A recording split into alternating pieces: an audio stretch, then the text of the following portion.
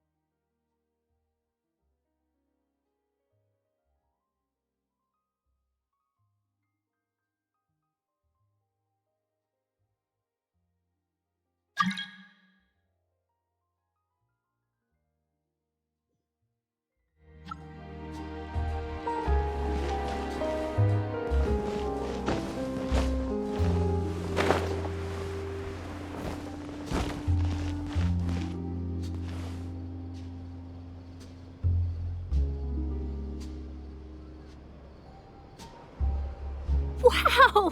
If it isn't the Traveler and Paimon! Oh, have you seen the article I wrote about you? Ha! You've got some nerve! You just used us to make some quick mora! Oh, you needn't worry about that. I heard that you were in Poisson some time back, so I sent you a letter to discuss just that. It appears you didn't receive it, though. It's all right, though. I've set aside the amount intended for you. I've even set the table with some food. Really? Oh, you're the best! You're almost a little too easy to win over, Paimon. If I were a journalist with ulterior motives, you'd be in trouble now, you know. Oh, Paimon knows you're not like that. Still, what brings you here all of a sudden? Were you looking for me? A friend of ours met you a while back, and when she mentioned it, we thought of coming to see you. Her name's Mona. Ah, so you know Miss Mona as well. She's a guest columnist for our paper. Really good one, too. She's so young and already such a brilliant astrologist. So she mentioned me? What did she say? She said that you're a real daredevil of a journalist. Nice. In which case, can this daredevil journalist dare to request an exclusive interview with the legendary Traveler and Paimon? Huh? So your article in the paper today doesn't count?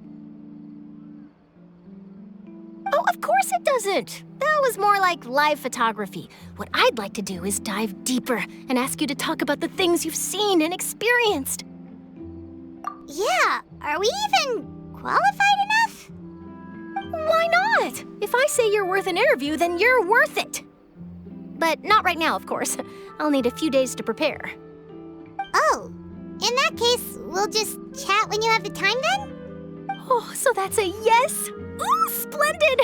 I'll tell the editor-in-chief immediately. I'll have to apply for lighting, a venue, some props, and... Whew, so much to get done now. Talk to you later. Wait, Charlotte, Paimon's still got a question for you. And what's that? If, just for example, Fontaine were to be flooded tomorrow, what would you do today?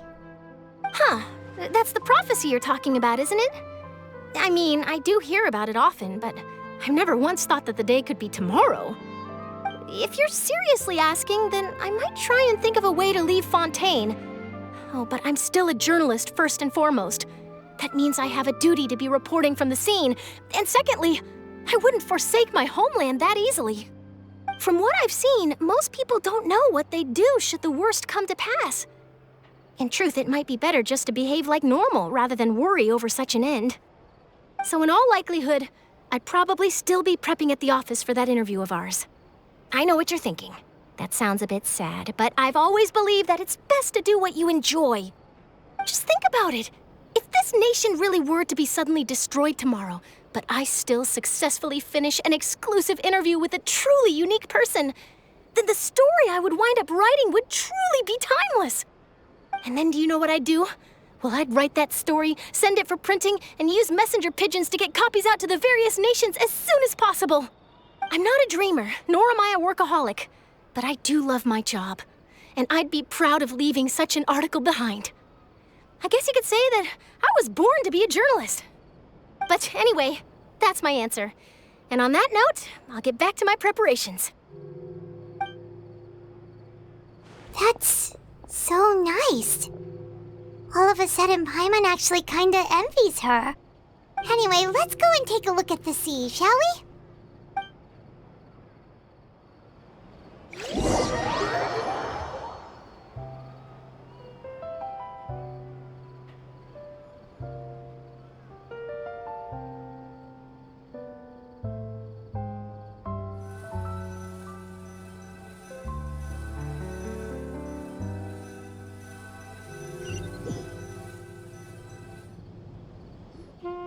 The sea breeze and scenery can be a pretty soothing combo, huh?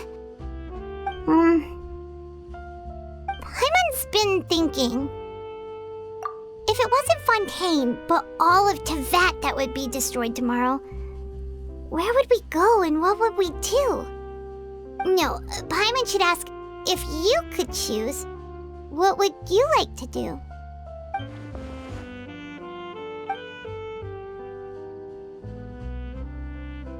We've always been moving to the next destination, so we haven't spent much time thinking about these kinds of things. We didn't have to either, with us always being on the road and whatnot. You mean, still traveling? Huh. Wait, isn't that what we've always been doing?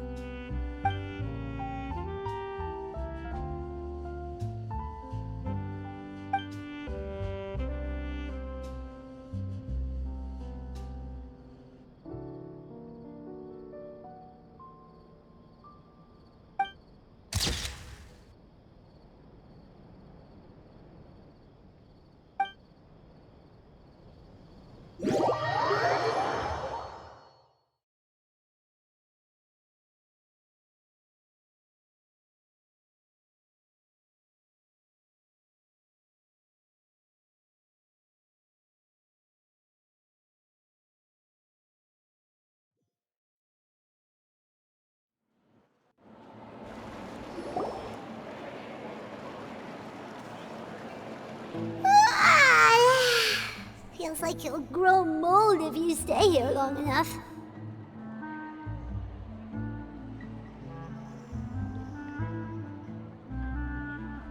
But it's still better than the Fortress of Meropide, that's for sure.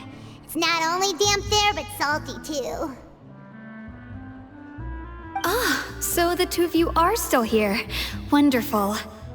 Oh, you're from the Palais Mermonia, aren't you? Yes, I'm Isadora. Monsieur Nervillat sent me to look for you two before. I heard that afterward you went to the Fortress of Meropide.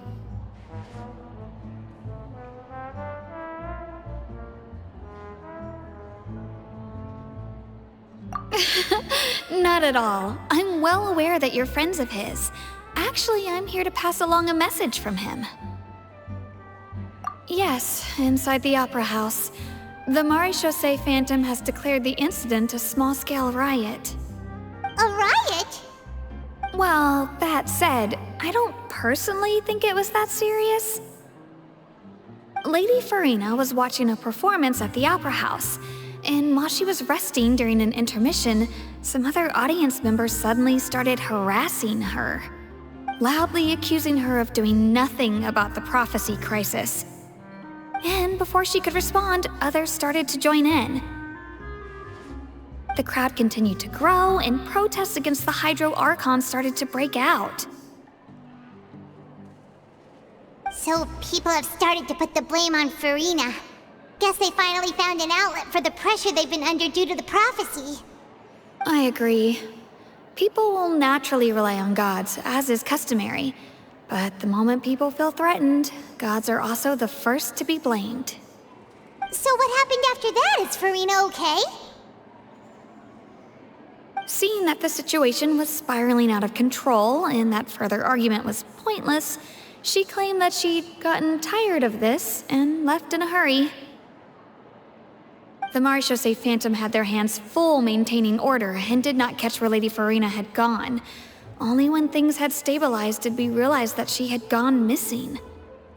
So, you mean she's still missing?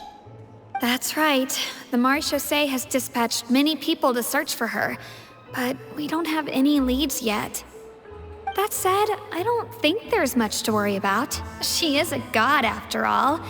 Even if she were to fall into the hands of rioters, what could ordinary people do to her? Good. Monsieur Nervillet sent me to tell you about the situation, but he didn't say anything else. Don't worry, this is more than enough to go on. Thanks for keeping us informed. Ah, is that so? Well, all right then. In that case, you two take care. I'll be heading back to the Palais now.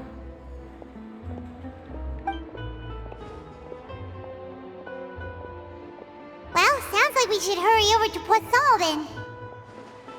If we know Furina, she won't try to fix things in this situation. Instead, she'll look for a place to wait out the heat. And, as we also know, she may be loud and dramatic, but she doesn't have a heart of stone. When Nervillet was talking to her in the Palais Mermonia, and she heard about Poisson, she couldn't hide her sadness and remorse. It would be hard for her to ignore being accused by the public today. Paimon thinks Furina's probably taken the opportunity to slip away to Poisson and try to relieve the sense of guilt that she's feeling. Huh! Well, what do you think? Paimon knows the answer, of course, but Paimon can do the analysis to back it up, too. Cool, huh?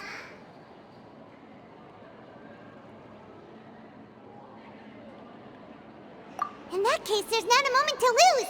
Poisson, here we come!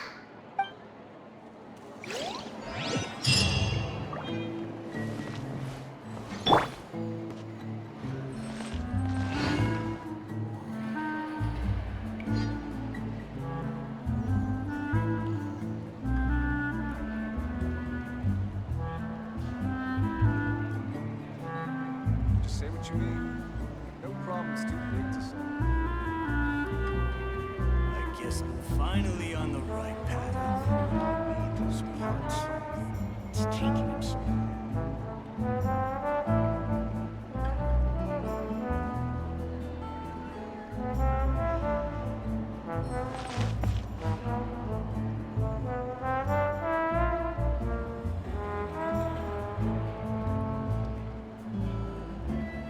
Just say what you mean.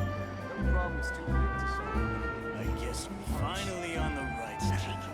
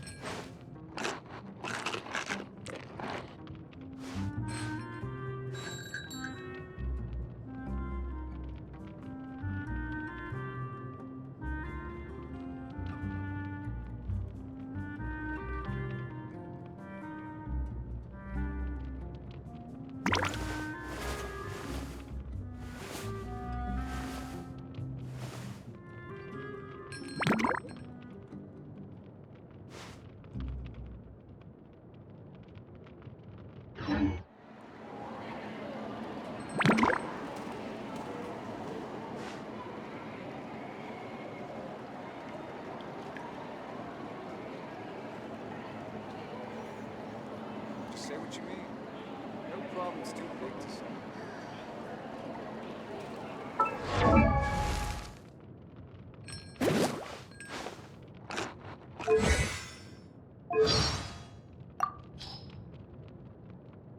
Is there time for a quick snack? I'll whip one up in no time.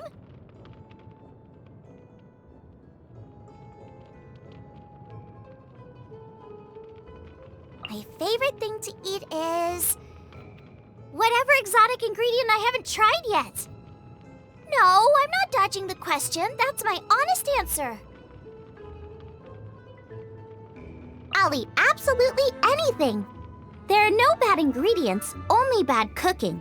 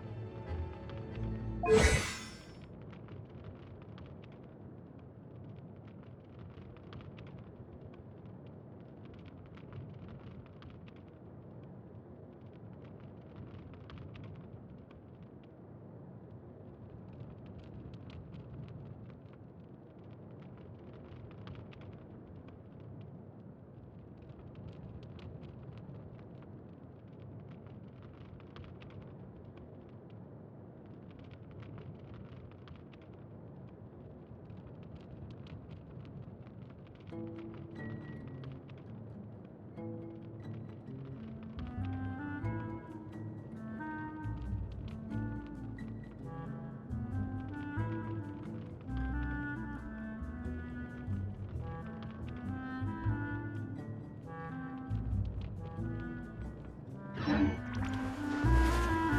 guess I'm finally on the right path.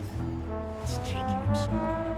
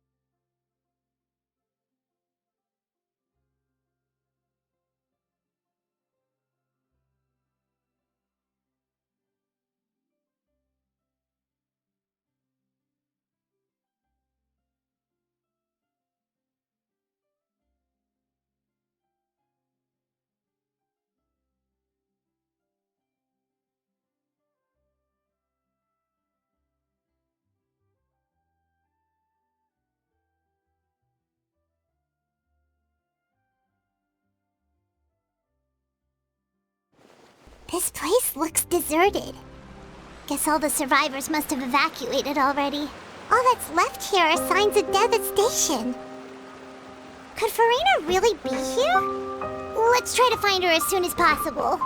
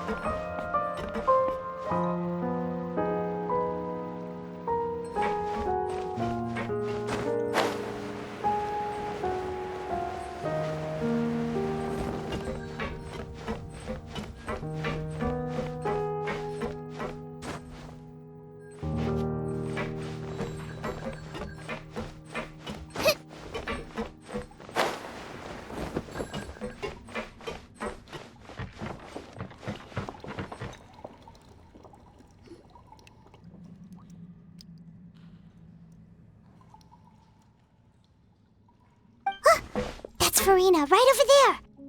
She really is here all on her own.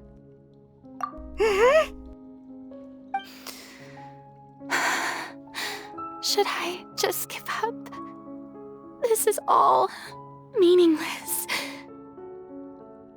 What was meant to happen did happen after all. Everyone's dead. I'm sorry. I am so sorry. Give up, Furina. There's no point in holding out.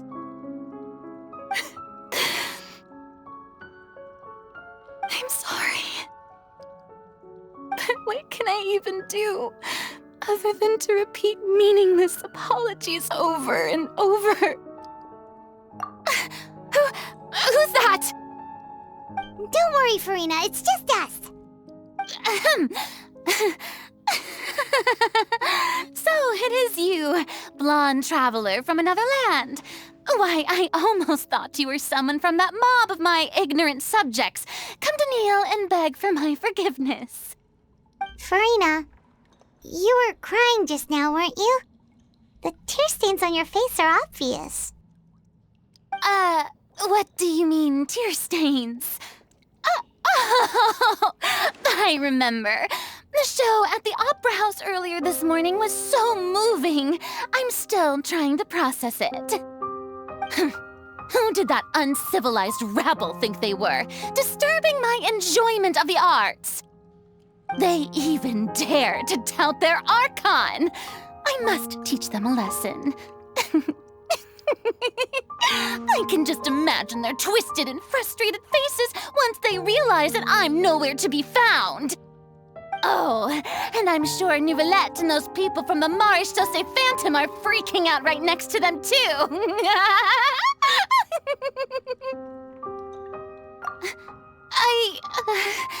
Of course not. Hey, there she is! The Hydro Archon's over there! Quick, after her! Furina, those people seem to be after you. They are?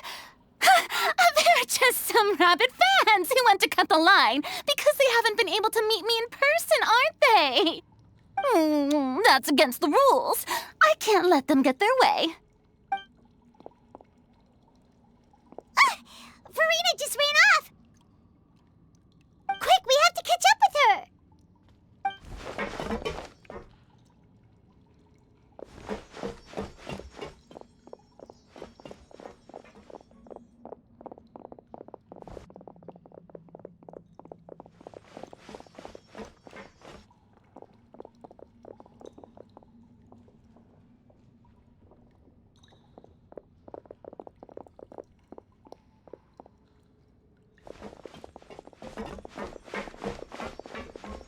This should be the place, right? Hey, Furina!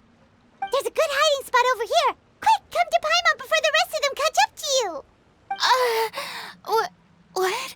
What is this place? Hurry, they're almost here. Fine. I suppose haste is warranted. Lead the way.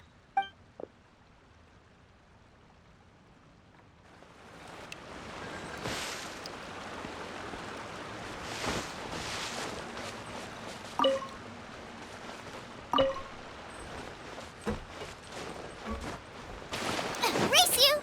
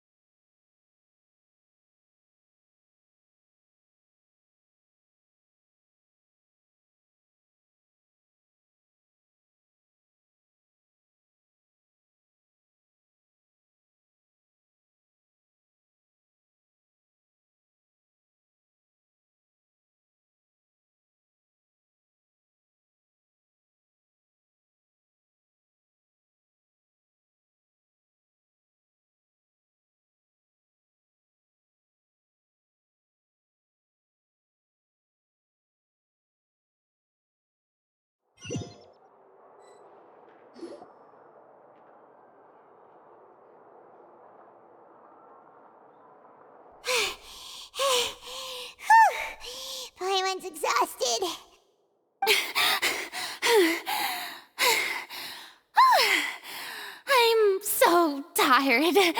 I totally thought they had caught me. No, I mean, I merely gave in to the sheer enthusiasm they displayed.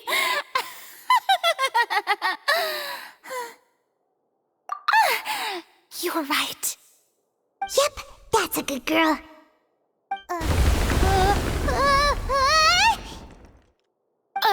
What's happening? The ground's shaking. Is it an earthquake? Yeah, a quake of this kind preceded the flooding in Poisson, didn't it? It can't be. It's happening again. Well, there's no need to worry too much about that. Neverlette's made some emergency plans, so the evacuation should go a lot smoother this time. Yeah, I hope you're right. But the people of Poisson, they've already...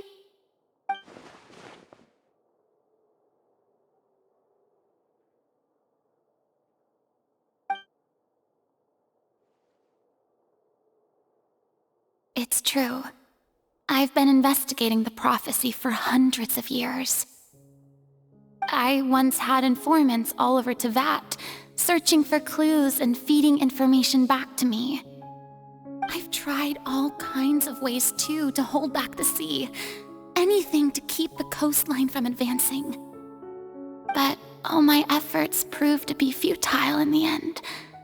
Really, the truth has been clear to me for a very long time. We cannot make an enemy of the divine. No matter what we do, the will of the heavenly principles will have its way, and the prophecy shall be fulfilled.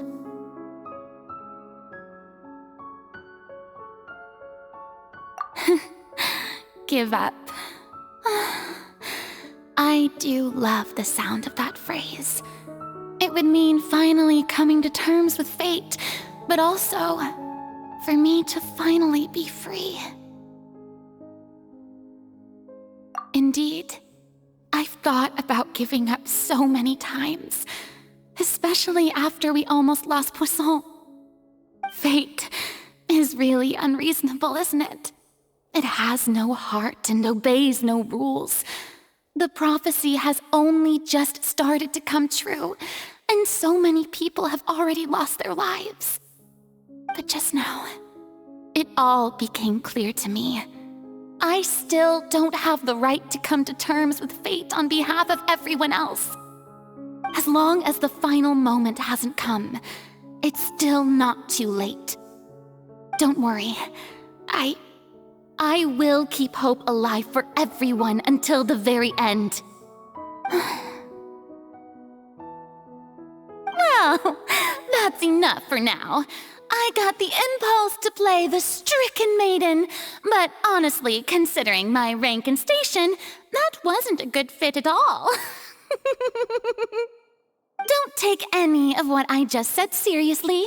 How could I possibly let Fontaine fall to the whims of trivial prophecy?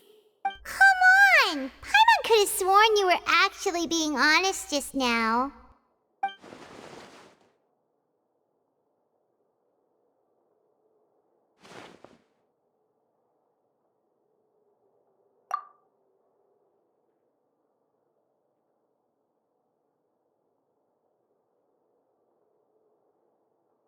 Share my burden. That's impossible. It was fated right from the start that this would be my duty alone.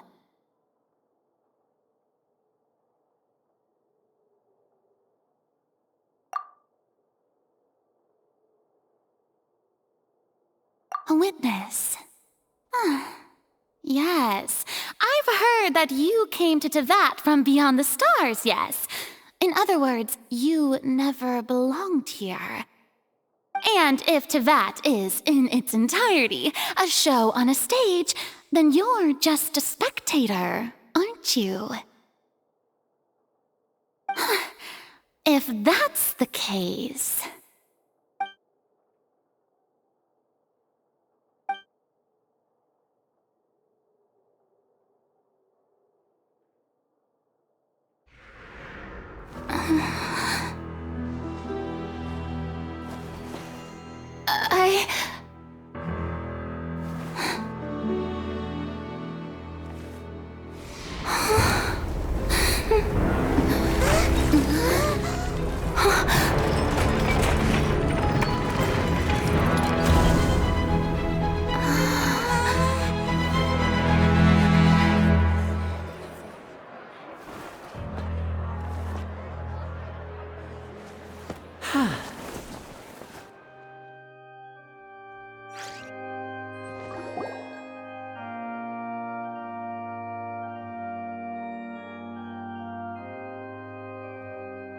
Ladies and gentlemen, this concludes my opening performance.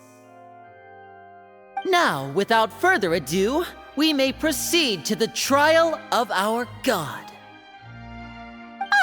So, this is what it is.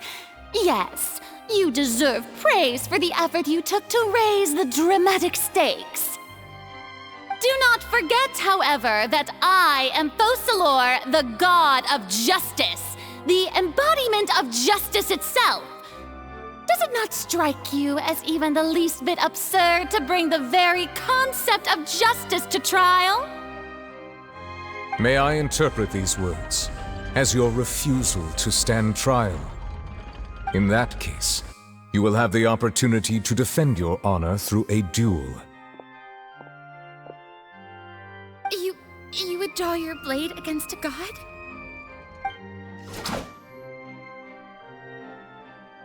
I see. It seems like you have made up your mind.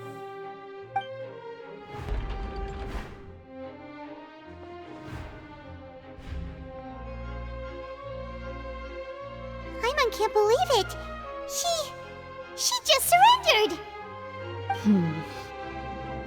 What the heck is going on? Did I just see an Archon surrender to a human? Wow, how utterly humiliating. Lady Furina, what is the meaning of this? Shh! It would seem that there has been a misunderstanding. To be clear, the raising of both hands is not always an indication of surrender. Looking for excuses again, huh? I raised my hands just now to indicate my acceptance of the trial. No duel shall be necessary. I will admit that I've been running away for a long time. I'm sorry, everyone. I was unable to protect the people of Poisson. It is my duty to stand trial for my crimes. You are not the only ones to be disappointed in me. I, too, am exceedingly disappointed in myself. But now, it is time for the Hydro Archon to show you her courage and resolve. I, Furina, will use this trial to show the world the true meaning of justice! This time, I will protect you. Applaud and rejoice! One of the most outrageous and fantastical arcs known to the opera epiclese is now unfolding before your eyes. Mark my words, this shall be one of the most exhilarating and brilliant shows ever to grace the stage of Fontaine! The trial of the Hydro Archon, Focalor, will now begin! Woohoo! Oh, now we're making history. Why does it feel like Furina just took over the whole thing? Like, come on! Didn't she just get forced to stand trial for her crimes? Also, even though she's still acting super dramatic, she is taking this seriously this time, right? All right, then. Who will be my opponent in this trial? The court asks the prosecutor to please take the stand. Is that so? Very well. Then please speak, witness of Tivat, my accuser and fated opponent.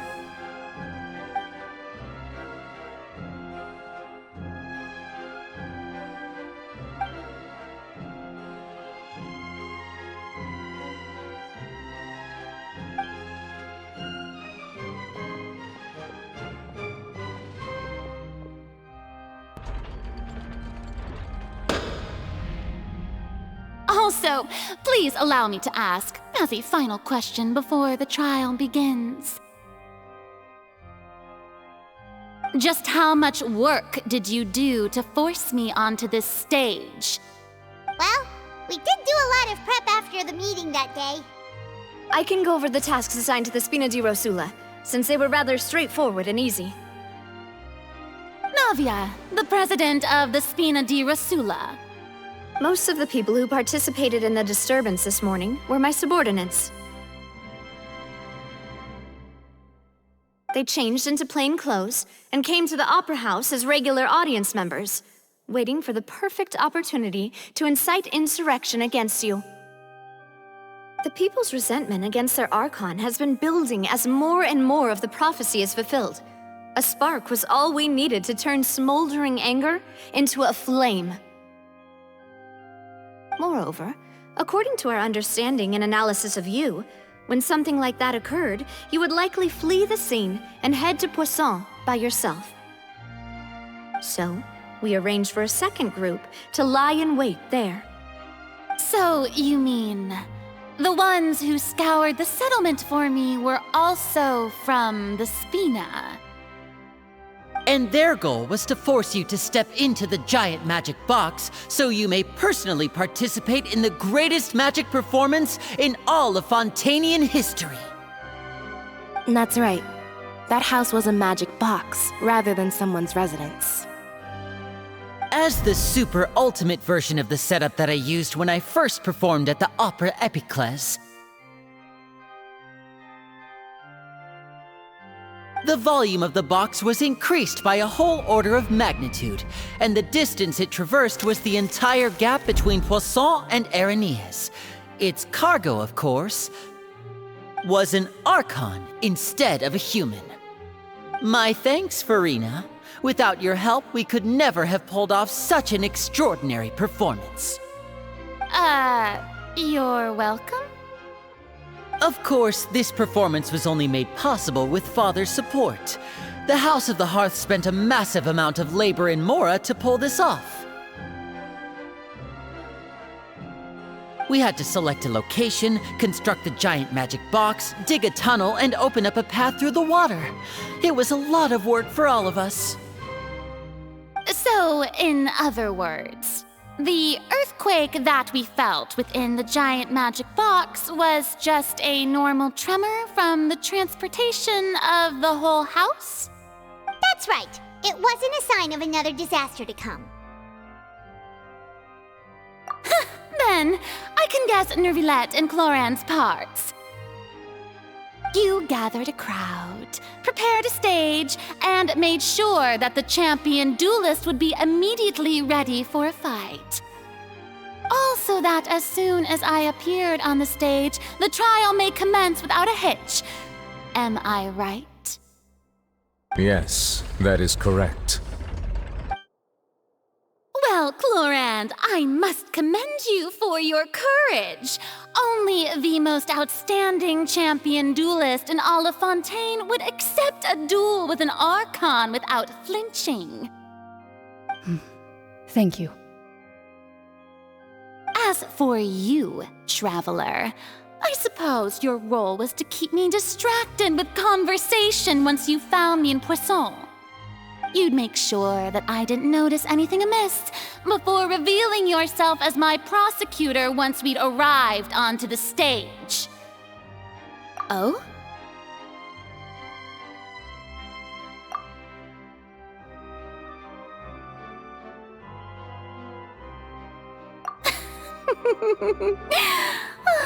Is that so? Then I suppose I must have missed my final chance. It's fine. It matters not. What's done is done. The stage is already set, so there's no reason to disappoint the audience. Let's see this trial through to the very end.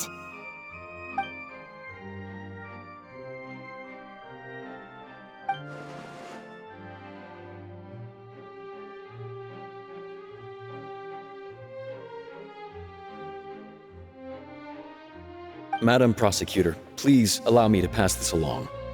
This is a document that Miss Charlotte applied for and received permission to share with you during the trial. According to her, it should speed up the proceedings.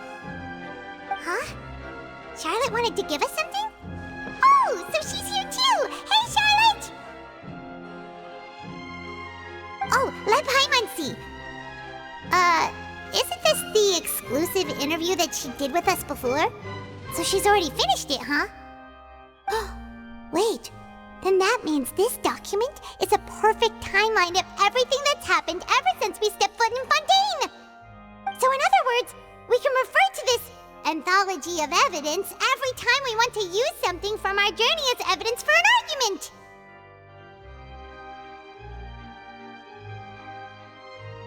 Let's quickly confirm the information in it. Just think of it as a refresher, alright? You defeated the Hydro Archon in the very first duels you took part in at the Opera House. That's one for the history books, all right.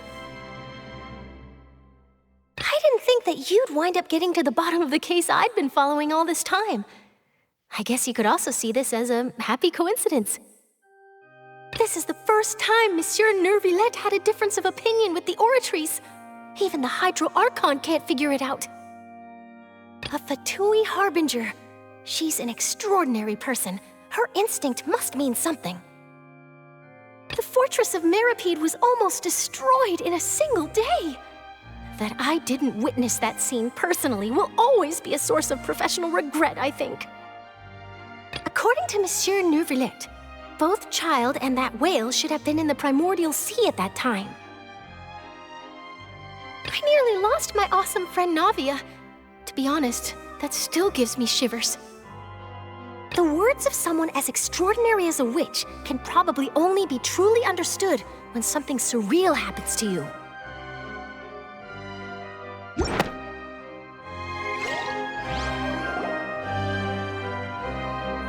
The prosecution and the defense are both in position. The trial shall now begin. Oh, come on, Neuvillette. There's no need to repeat all the unimportant legalese. Just fast forward to the part where the prosecution lays out my offenses.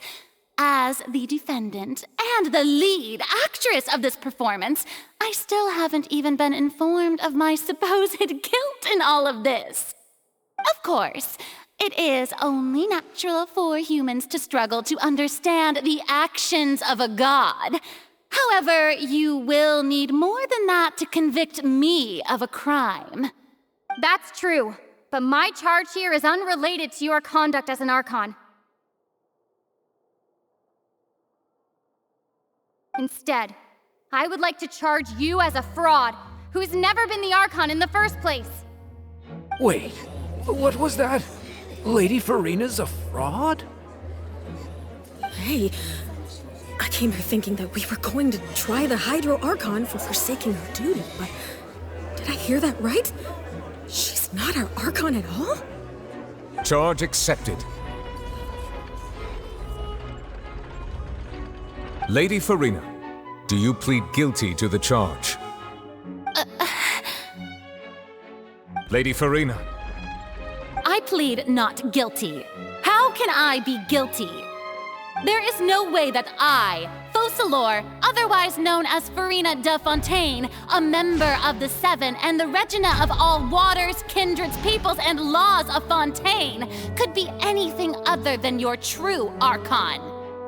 Yeah, even though Lady Furina can be rather eccentric, isn't it going too far to doubt her very identity? Yeah, I've never questioned her identity either. Sure, Lady Furina can be super irresponsible, but what grounds does that prosecutor have to make such a huge claim? I have cause to believe that common sense will prevail in this case. Many of the members of the audience have known me as the Hydro Archon ever since they were born. There would be no fooling their memory. See? Even the Oratrice has decided to show me its favor. Are you sure you want to commit to a charge that will never be upheld? If you wish to drop the case, I can promise you as the God of Justice that you will not have to face trial for making a false accusation. We will treat everything that's happened as a dramatic spectacle and move on with our lives. What do you say to that? An argument with near impossible odds, huh? We have to not only refute Furina's claims, but also overturn the long-held beliefs of the people.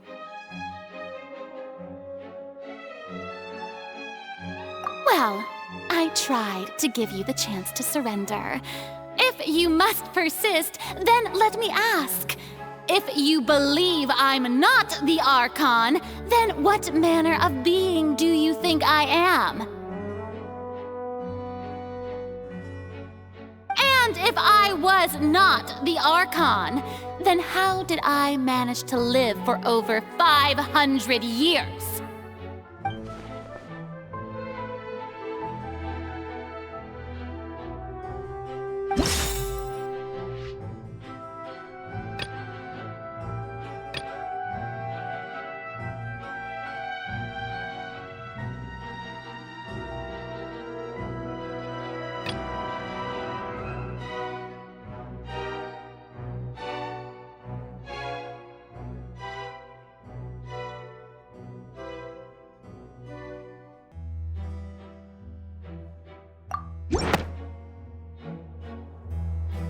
First of all, you may be a member of another long-lived race, which would allow you to naturally possess an extended lifespan. And second of all, even if that wasn't the case, there could be other ways to extend your life. Who gave you that idea? Was it the knave? You'd sink so low as to use a harbinger's words against me. A curse? I once thought it possible that the aura of an Archon might naturally resemble a type of curse. But in light of this claim, perhaps what I sensed was not your divinity, but a curse after all. You sensed it too, huh, Neverlet? Lady Furina is actually a human? Well, it is true that it's extremely difficult to tell humans and gods apart just by looking at them. It's not impossible.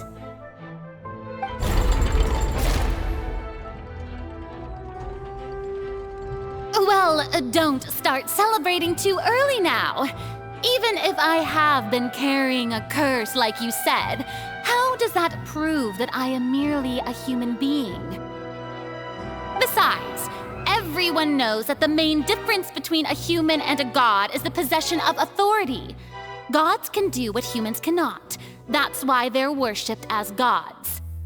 For centuries, manifestations of my authority have served the nation of Fontaine.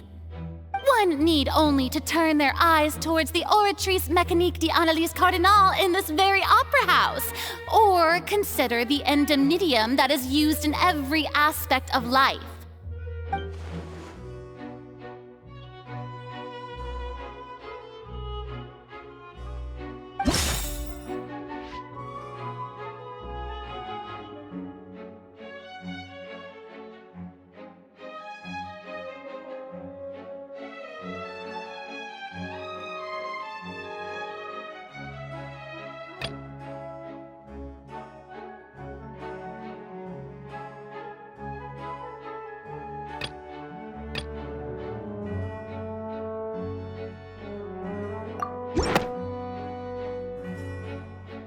You tried to reference the Oratrice, but weren't you as confused as all the rest of us when the Oratrice declared Child to be guilty without any proof? Otherwise, you should have come up with a good explanation for that by now. Didn't I make myself clear at the time? The decisions of the gods are naturally difficult for humans to comprehend. There is no need to provide an explanation. Lady Furina, I believe a reminder of your current circumstances is in order. While the court is in session, the principles of justice and the law must come before all else. While you are an Archon, you are also first and foremost the defendant in this trial. You will prove yourself unable to defend against the prosecution's charges if you continue to withhold vital information against the rules of the court. I never thought you'd use that kind of rhetoric against me. That was no trick of rhetoric, Lady Furina. I've merely reiterated the rules of the court. Rules that all should respect and follow. So, you neither knew why Child was declared guilty, nor did you understand the structure and operations of the Oratrice. Instead of having been created by you, the manifestations of authority you mentioned have been made by the real Hydro Archon, haven't they? The real Hydro Archon? Well, now you're really losing me. It is true that I did not know why the Oratrice gave out a guilty verdict that day. But the Oratrice handed out that verdict unilaterally, and it has been operating independently ever since it was first created. You can't argue that just because a divine creation is flawed, that the god behind it must also be no god at all. She's still throwing out all kinds of excuses. Seems like she's confident that we won't be able to produce proof that she has no power over the Oratrice. My power as an Archon. There are many ordinary citizens in the audience. How can I just carelessly demonstrate the formidable power of an Archon? If that poses a concern, I'm prepared to extend my protection to the audience. You don't need to go that far.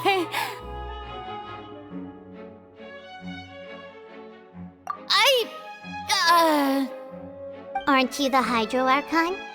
Or is it that you can't even wield the power of Hydro, much less the authority of a god? Indemnitium! Yes! It's all because of Indemnitium!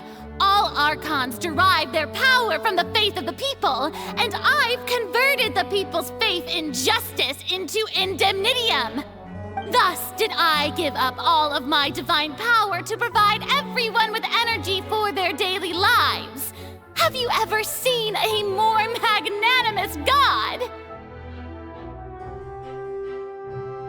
Isn't that a huge stretch? Yeah, no matter how generous an Archon can be, how could they give up all their power? Can a god with no power even still be called a god?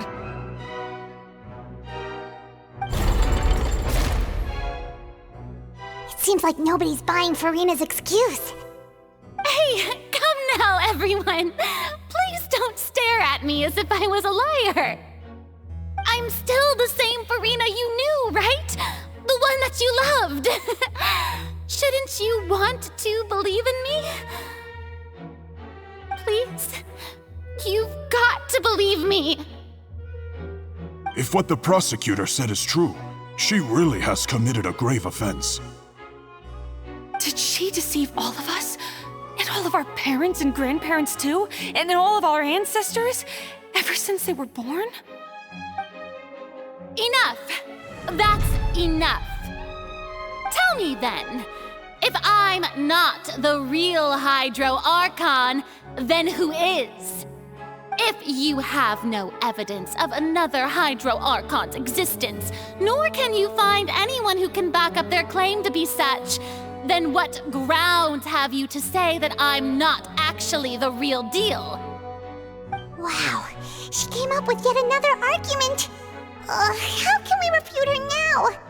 Seems like she really doesn't want to give up.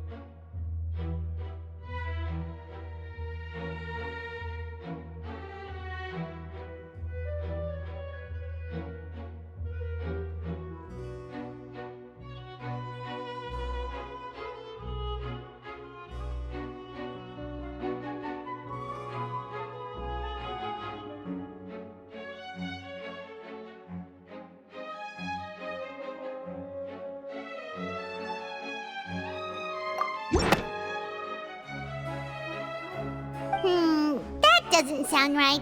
Paimon doesn't think this clue can be used as compelling evidence to build our case.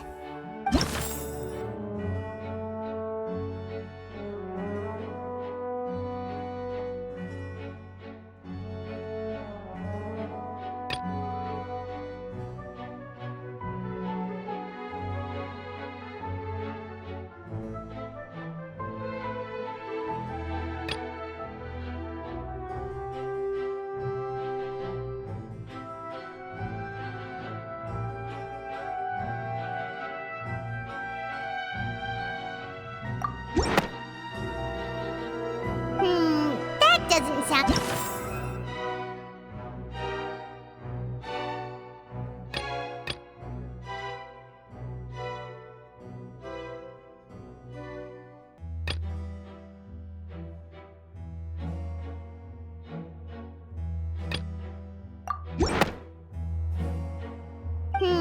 that doesn't...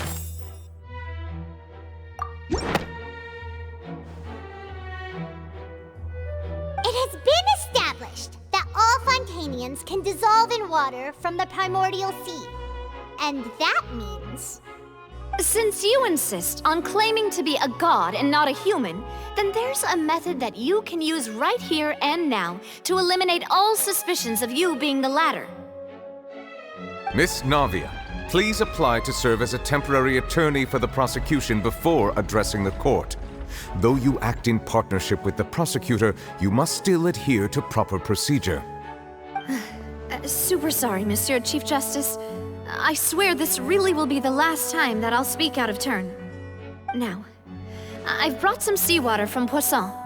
As everyone knows, a massive flood struck the area not long ago, taking many lives, including those of some of my closest friends. So, Miss Furina, would you dare to touch some of this seawater?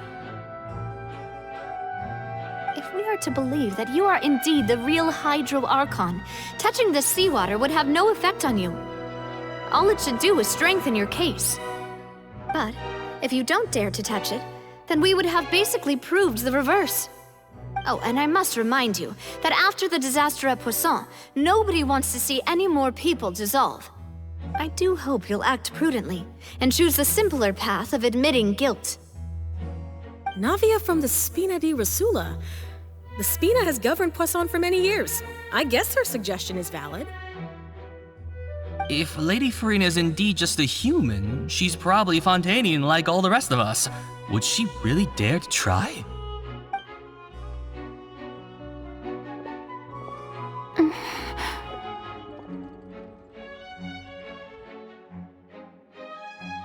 Lady Furina, this test has been unilaterally proposed by the prosecution. As it falls outside the realm of standard court proceedings, you possess the right to decline participation. Well, of course he had to tell her that. But refusing to participate is basically the same as a confession of guilt. She's just staring at the water without saying a single word. It really does seem like she's quite terrified of it. That could only mean... What's going on? Is she really planning to... That's not what we thought she would... Due to the inherent risk of the test, Lady Furina, you may...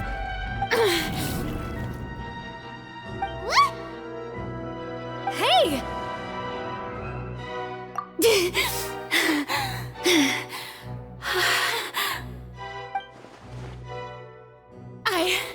I'm fine! Look at me, everyone!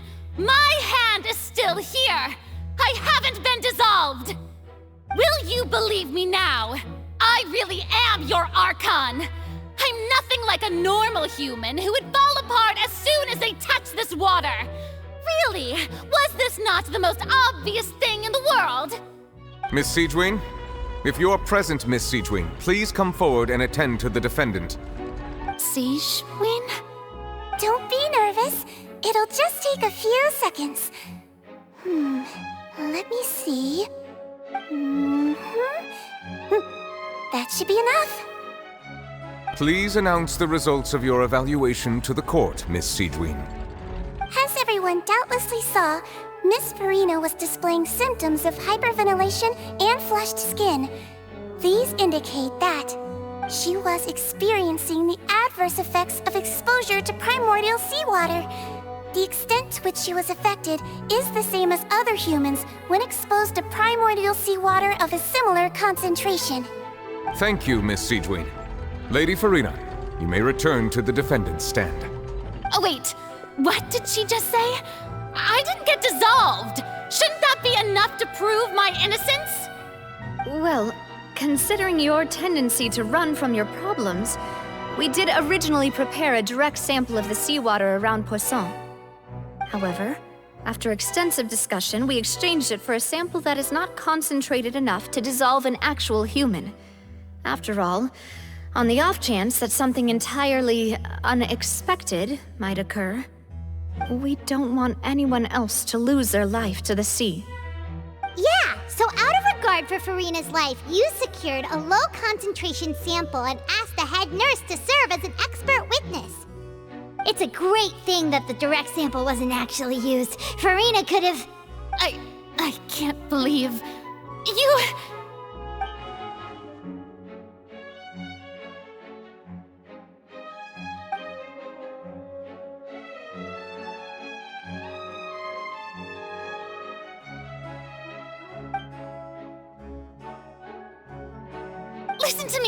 Listen to me, everyone!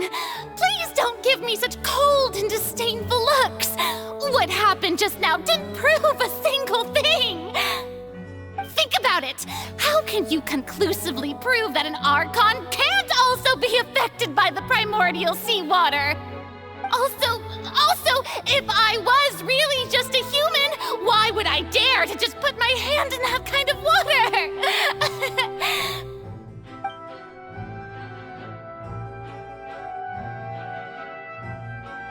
Please, everyone, anyone, just listen to me! I swear, I really am your Archon!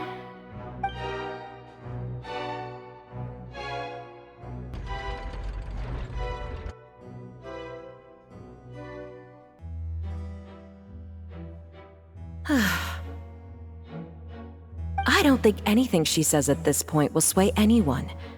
The odds are just too stacked against her now. With all the things that have been said, Paimon doesn't think there's any way left for Furina to win. I believe the time for arguments and presentation of evidence has come to an end. If there are no objections, we will move on to the final judgment.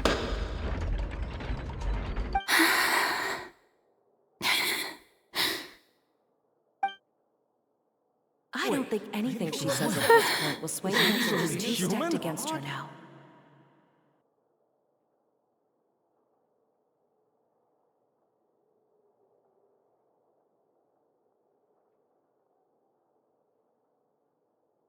In my capacity as Chief Justice, I shall now render judgment on Furina's misrepresentation of herself as the Archon of Fontaine. As a human who knowingly deceived her fellow citizens, Furina is... guilty.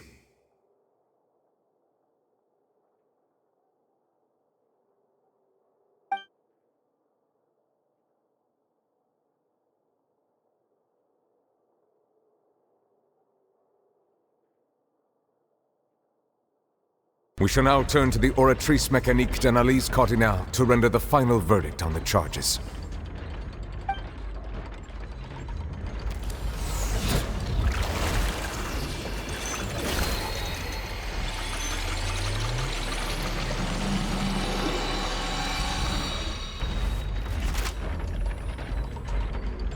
According to the judgment of the Oratrice Mécanique d'Analyse Cardinale, Furina is...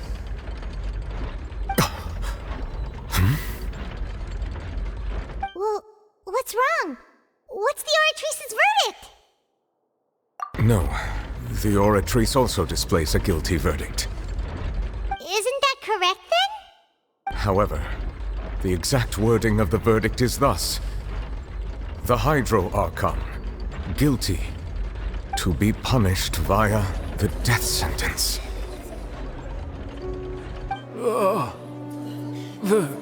The death sentence?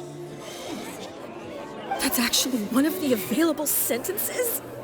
I've always thought that it was just a myth. The one and only time the death sentence has been handed out at the court, and it's been given to the very person we've worshipped as the god of justice? What an unexpected twist. Furina's been sentenced to death by the Oratrice?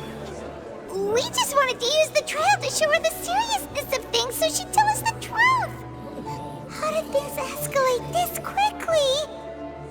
This outcome is indeed quite strange.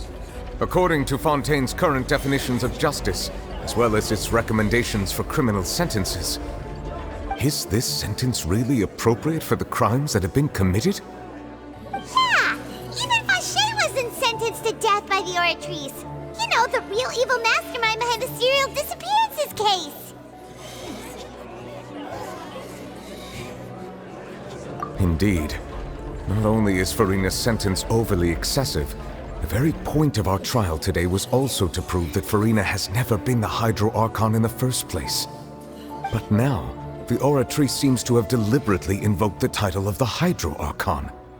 What does this mean?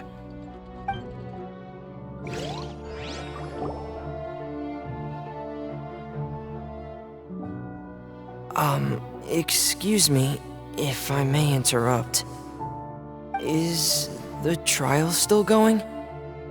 Fremine! You finally made it. I assume this means you've completed your mission? Mm-hmm. Any mission Father assigns to me will always be top priority. Is that the first prophecy slate? Huh. So the knave privately arranged for Fremine to try and find the missing slate. I looked everywhere and finally found it at the bottom of the sea. It took me a long time to get around some dangerous stretches of water. But has the trial already concluded? Then doesn't that mean I've come too late? Oh no. Father will be disappointed in me. Thank you for your hard work, Mr. Fremine. Please allow me to review the record left on the slate.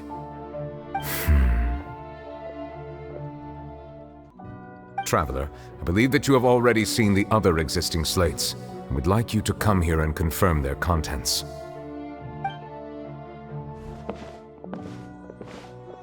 Huh? So what do you see? What is it?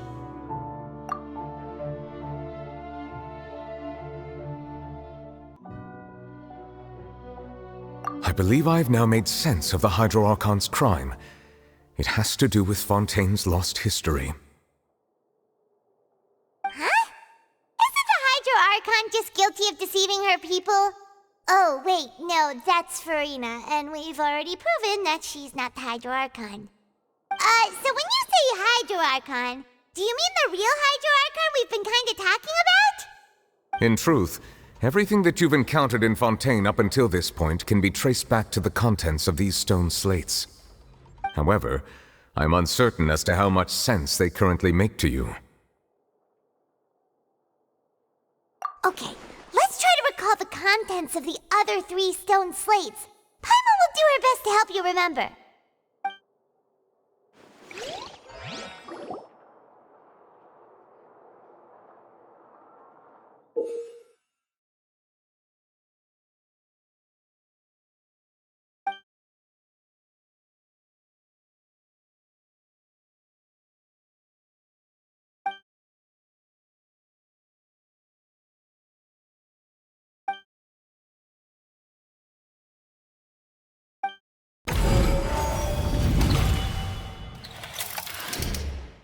Stone slate describes what you just said. It seems to show the previous Hydro Archon using her divine power, and then the Oceanids turn into humans. Does that mean that Fontainians are transformed Oceanids? Oh, Paimon wasn't expecting that. But if Oceanids can turn into humans, then perhaps this process can be reversed as well. The second stone slate shows Celestia floating in the sky, and the Hydro Archon and her people worshipping it together. But the heavens still brought judgment down upon them. This must be the point when the Hydro Archon and the Fontainians were branded with their original sin. Does this mean that the original sin and the Hydro Archon sin are the same thing? The third slate shows the Hydro Archon sinking into the sea surrounded by many people. That reminds Paimon, didn't we also watch that happen to someone else? Well, the fourth slate is the prophecy the Fontainians have been talking about. People dissolving into the sea, the Hydro Archon crying on her throne, and so on. We didn't believe that such a crazy disaster could happen at first, did we? But after that incident, it was just a question of when and not if.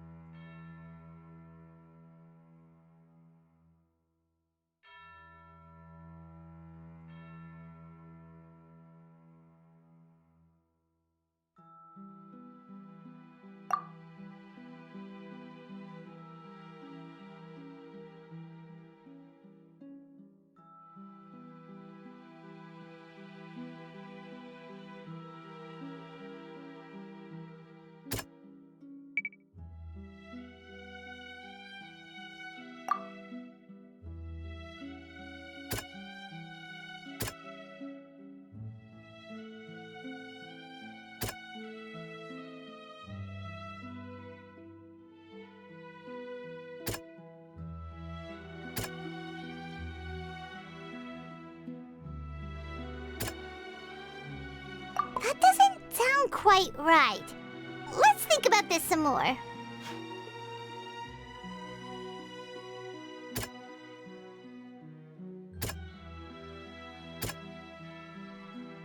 That doesn't...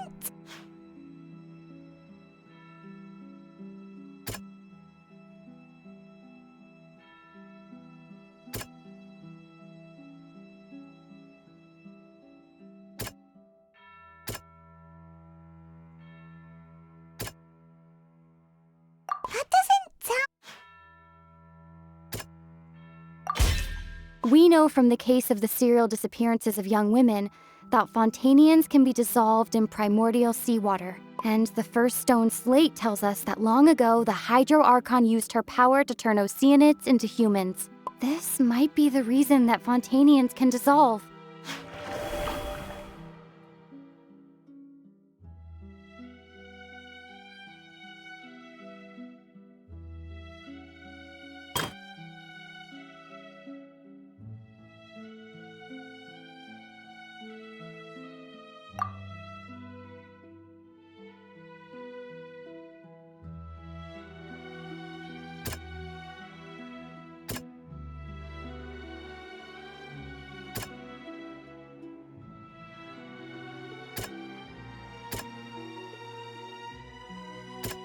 That doesn't...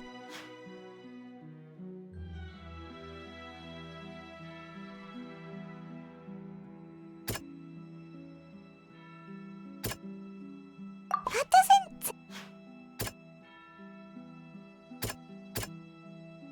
That doesn't... That doesn't... Perhaps what is about to take place has all happened before. The true sin of the Hydro Archon that Nervilette mentioned, and the original sin cast down on the people of Fontaine by Celestia as recorded on the stone slates.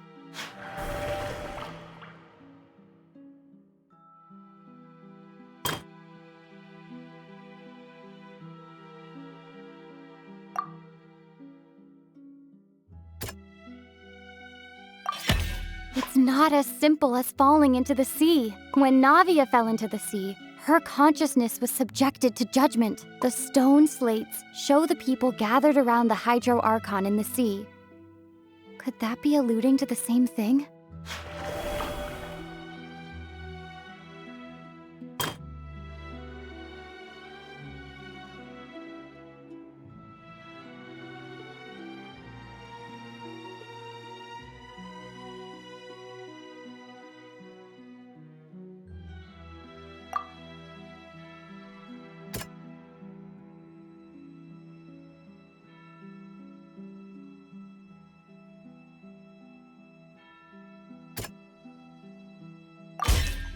prophecy from the stone slates found its way into society, but not many people believed it at first. The fortress of Meropide was nearly flooded with primordial seawater, which we know can cause Fontainians to dissolve. It seems increasingly likely that the prophecy may come true. If we hadn't dealt with it in time, things could have gone very badly. They'll dissolve into the primordial sea but won't cease to exist. Their essence will flow in the seawater, converge, and take the form of an oceanid. The Hydro Archon was sentenced to death in court, shocking everyone present. Perhaps this means that her sin was actually Fontaine's original sin. Navia fell into the water inside those ruins, and she nearly dissolved.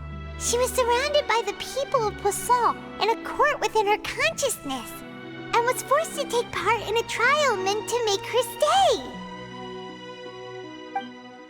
The eruption of the primordial sea at the fortress of Meropide was the surest sign that the prophecy was about to come to pass no matter what.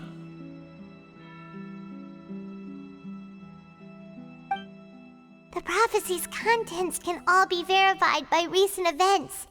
If we combine what we know together, loads of truths should come to light.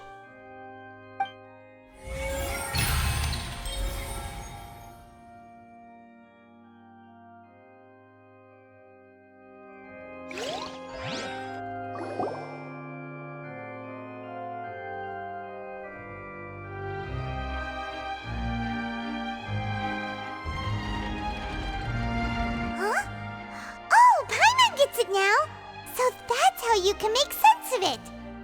But then it feels like we're going to have to share some truly shocking revelations. Let's hear them. Incredible! Linny, did you hear that? We're not real humans. All Fontainians were originally created by the late previous Hydro Archon, with Oceanids as their basis.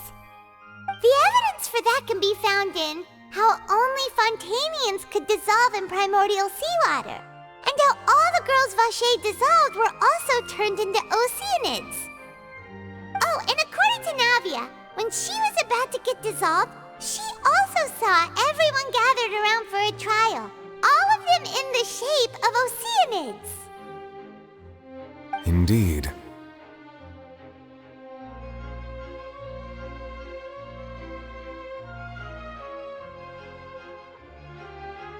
Yeah, and it follows from the content of the first slate that she probably anchored Celestia by creating humans without prior permission. That could also explain why the Oratrice judged the Hydro Archon to be guilty. It's to account for that ancient sin. The Hydro Archon's true sin was creating us? And yet, after many hundreds of years, the Hydro Archon's creations have turned around to try to judge the Archon within the Opera Epiclese. The twists of history are often the most unexpected of all. Yeah, isn't the image here just like when Navia fell into the sea? So wouldn't it be trying to show the image of the Hydro Archon also falling into the sea once the prophecy has been fulfilled in the fourth slate? In the end, the people will all be dissolved into the waters, and only the Hydro Archon will remain weeping on her throne. Only then will the sins of the people of Fontaine be washed away. Did Paimon get all that right? You've made some keen deductions. I must say, given how much you still don't know, it is impressive that you've already managed to connect so many pieces of the truth. However, while you were able to decode all the information on the slates, they've also been etched with an additional layer of hidden information using a different power source. When we were at the ruins, I tried to decipher the hidden information recorded in the slates. But since we only had 3 slates at the time, I was unable to come to a full conclusion. Now that the slate collection is complete, I shall make another attempt to decipher the narrative recorded within. If everything goes well, we should finally be informed of the unadulterated truth.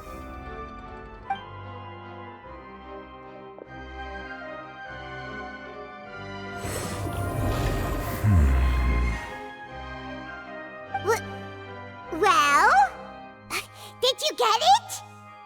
I believe I should share this truth not only with you, but with all the people of Fontaine as well. I will try to briefly summarize it for you. Your hypotheses regarding the origin of Fontainians and the sin of the Hydro Archon were both correct. In the Fontaine of old, the previous Hydro Archon sensed the yearning of her Oceanid familiars for life on land.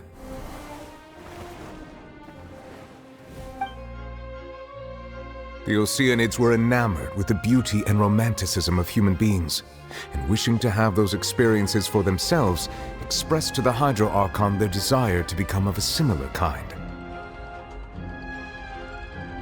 However, even though water as an element is intricately linked with the power of life, the Hydro Archon, as one of the seven, did not possess the authority to create a new form of human life.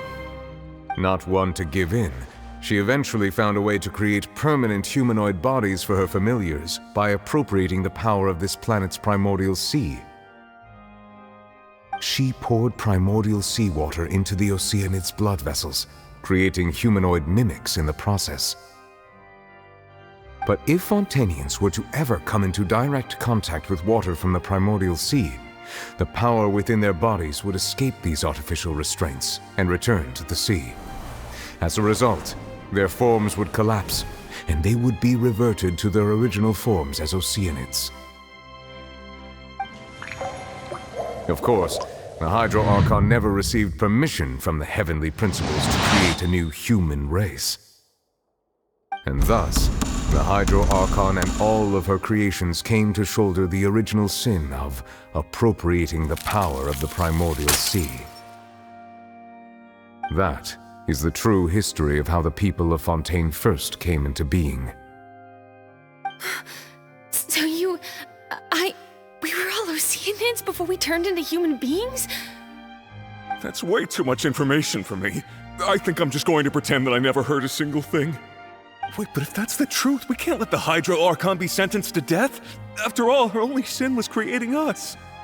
This really might be too much information for your regular Fontainian, but it does answer a lot of our questions.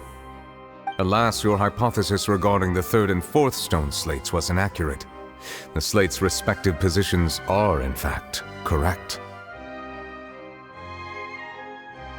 A key point of the visual on the third slate is how all the individuals depicted in the water are humans rather than Oceanids. They have not been dissolved, which implies that the water depicted in this slate is not water from the primordial sea. The nation of Fontaine is the nation of Hydro, as well as the nation of trials and justice. Instead of being the literal element, the water in the scene symbolizes judgment and justice. You may also recall Navia's experience. When she fell into the sea, her consciousness was surrounded by that of many others who intended to hold a trial to determine her fate. Therefore, the meaning of the third slate is that the people of Fontaine shall try the Hydro Archon at the court of justice. Yes, it refers to our present situation. I think I'm following now. So, what you're saying is, even though we decided to put on this trial to avoid fulfilling the prophecy, in truth, everything we've done has happened exactly as the prophecy foretold. So now, it seems, we're the ones making sure it comes true. What should we do? Huh. No matter what, the prophecy will be fulfilled. Is this what it feels like to be a prisoner of fate? If that's the case, does that mean the scene in the fourth slate will also be fulfilled soon? Traveler, I would like to point out another small fallacy in your deductions. About the fourth slate, you probably thought that the eruption of primordial seawater beneath the fortress of Meripede served as the surest sign that the prophecy was about to come to pass, yes? However, I believe that rather than being a sure sign, that eruption could in fact only be a small warning of something far worse to come. As for the root cause of the catastrophe, I believe you've already encountered it once before.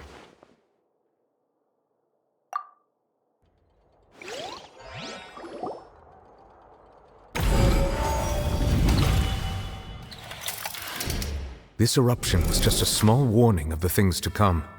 We must find the root cause of the disaster.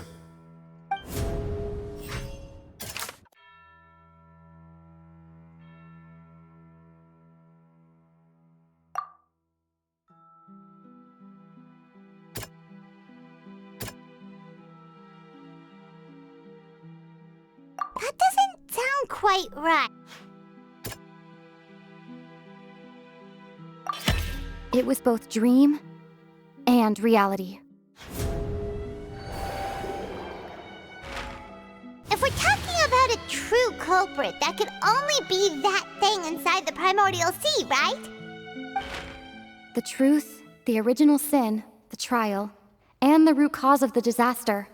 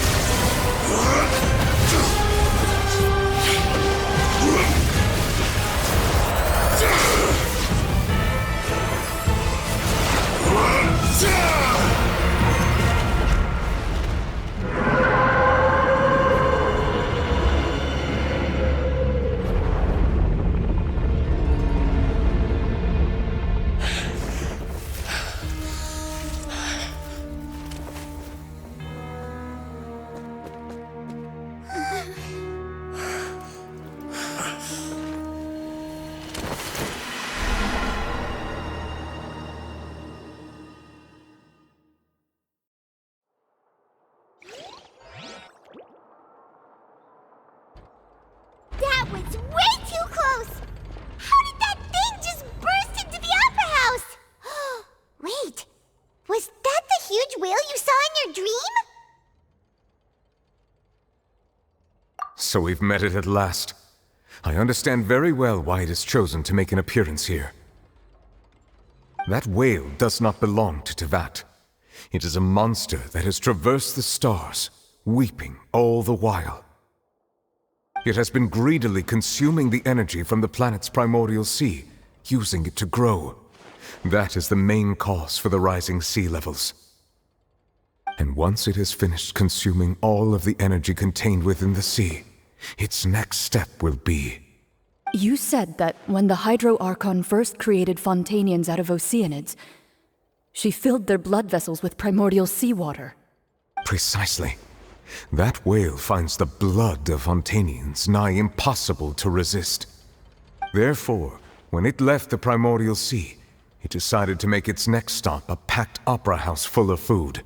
Food in the form of Fontainians. We just barely managed to push it back, right? In that case, won't it come back to target the people again once it's managed to recover its strength? That is correct. Indeed, it is more accurate to say that we should thank that Harbinger for buying us some time. Without him, the whale would have likely come onto land far sooner. From the way he looked, he must have been fighting the creature for quite a long time. That battle maniac. We've always known that he had a special connection with that whale, but we definitely didn't expect it to help us out like this. Anyway, now that we know that this whale is the actual cause of the disaster recorded in the prophecy, all we need to do to stop the prophecy would be to find a way to beat it up, right? It is too late. It had already absorbed too much of the primordial sea's energy before we could notice it. At this point, it has become practically integrated with the sea itself. Even if the entirety of Teyvat were to be destroyed, it could still survive and swim off towards some other world. That's not something I will accept. We've already done everything we can, and we even found the true culprit. We've come so far. You can't just tell me that the last hurdle is some impossible foe. That's just not fair. Indeed, that's not how a grand performance should end. I'll fight it to the end, no matter what. So the prophecy will be fulfilled no matter what, huh?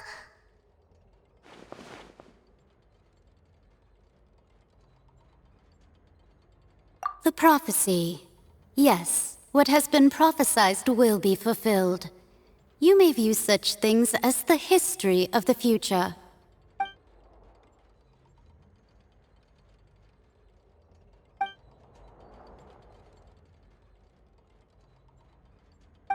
Just as prophecies are usually only the future as seen from the perspectives of the gods, could things be happening in hidden corners where the gods' gaze does not fall? Ultimately, fate shall serve as your only guide, no matter what will happen in Tevat's future. All you need to do is to play your part.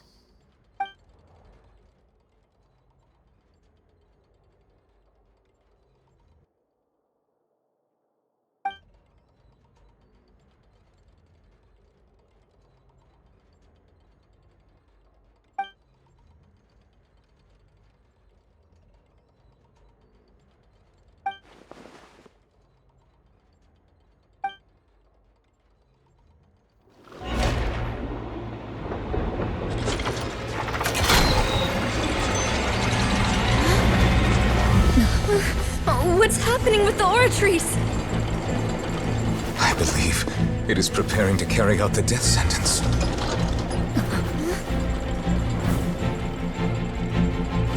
Furina!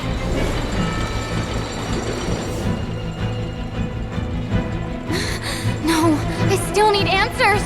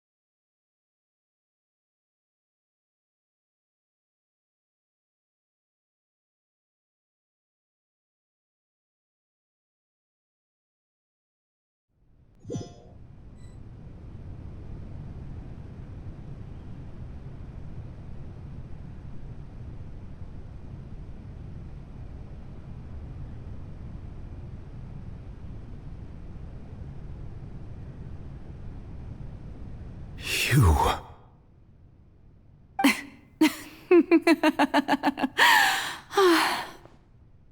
Sorry. That shocked expression on your face is just too amusing. I couldn't help myself. You are not Furina. Who are you? The sweet sound of bewilderment. Marvelous. A sure sign that my attempt to deceive everyone was a resounding success.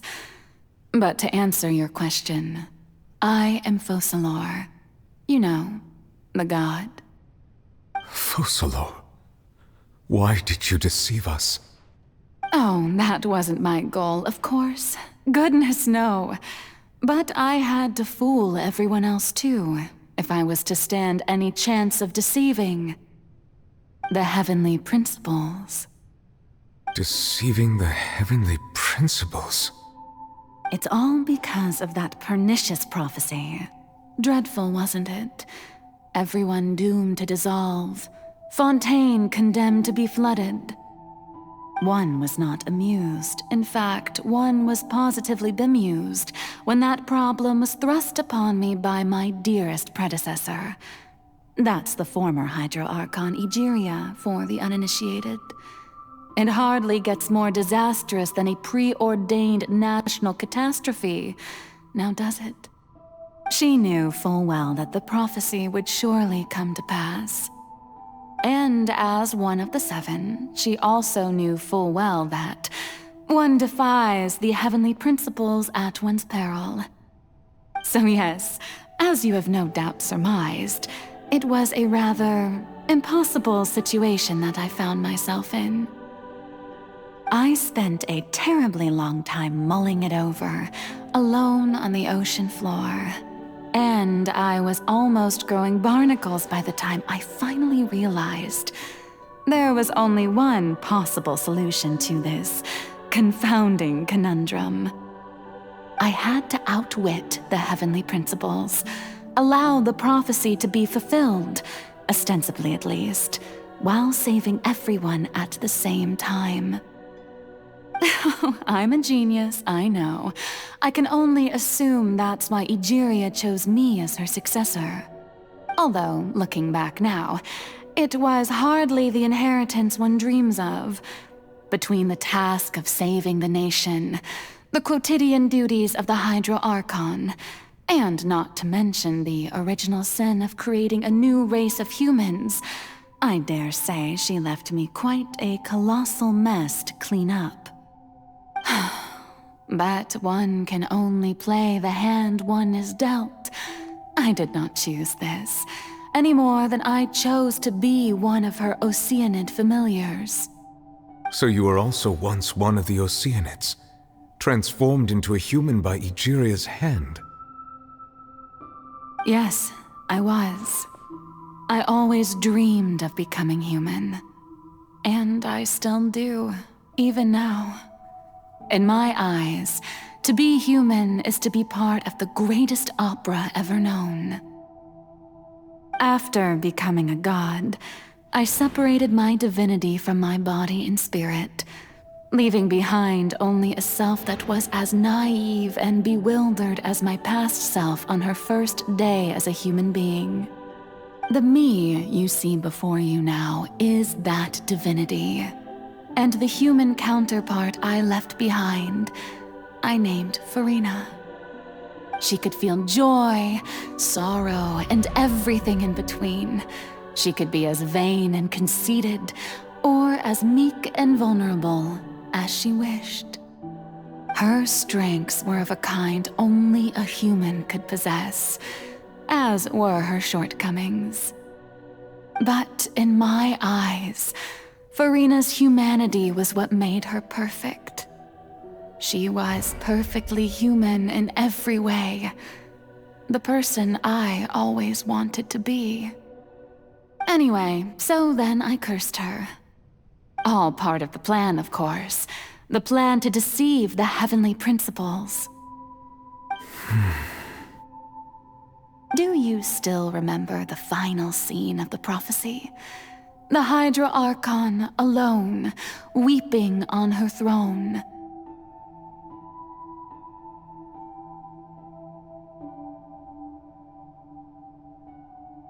In order that the prophecy might appear fulfilled, I invited Furina to be an actress, to play the part of the Hydro Archon in the prophecy. Under the curse I placed on her, so long as I, Focalor's divinity, continued to exist, she could not die. But nor was she free to live her life in the pursuit of happiness. Instead, she was forced to take the stage in the opera house, to embrace the role of leading lady, to forever play the part of the god from the prophecy, all to create a deceitful appearance of that prophecy coming to pass. I suppose now you probably understand why your court is called the Opera Epiclese. But Furina is only human, isn't she? Even though she has had a long life, Her mind is no stronger than that of any other ordinary human being. I cannot begin to fathom what she has had to endure. It must have been torture for her. It has indeed. And although she is, in a sense, me in human form, I most definitely owe her an apology for it. It's been 500 years.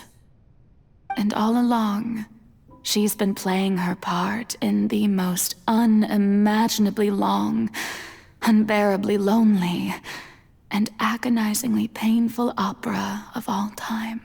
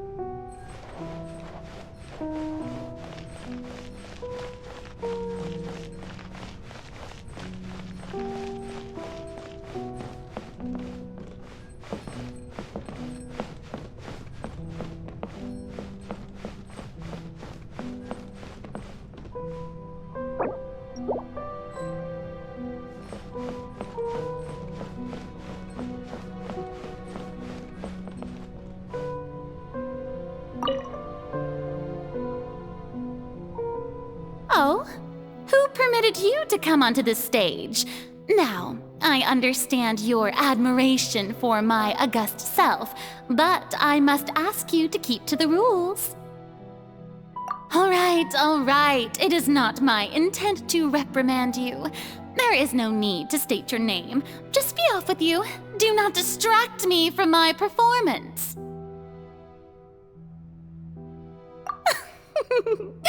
Oh, do not jest.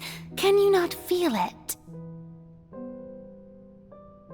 I am Focalor. The eyes of countless Fontainians are upon me. I must, at all times, display the utmost elegance and nobility.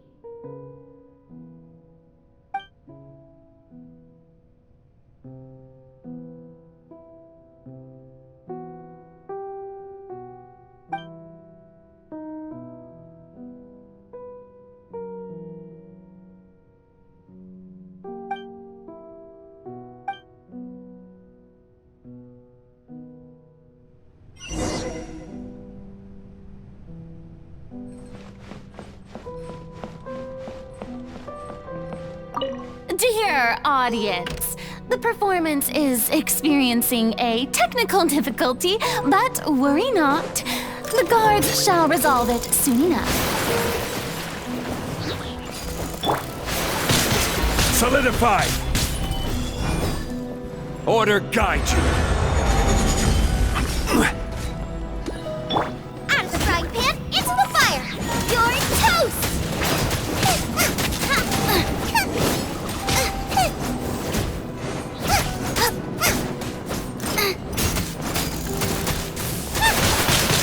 Race you!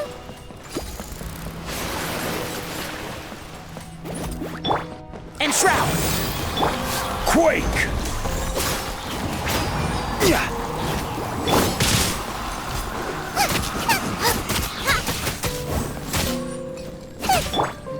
I'll uproot you! One with the force.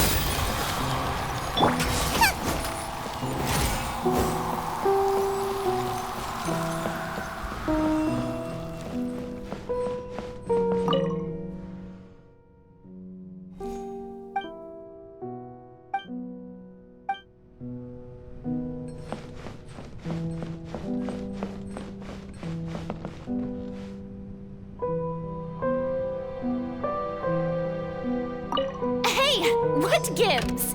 The audience is still watching me, you know. Guards? Wait, where are the guards? Guards!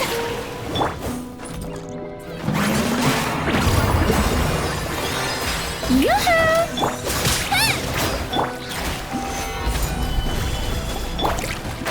Can't see? Boba, get them! Eat this! I hear everything!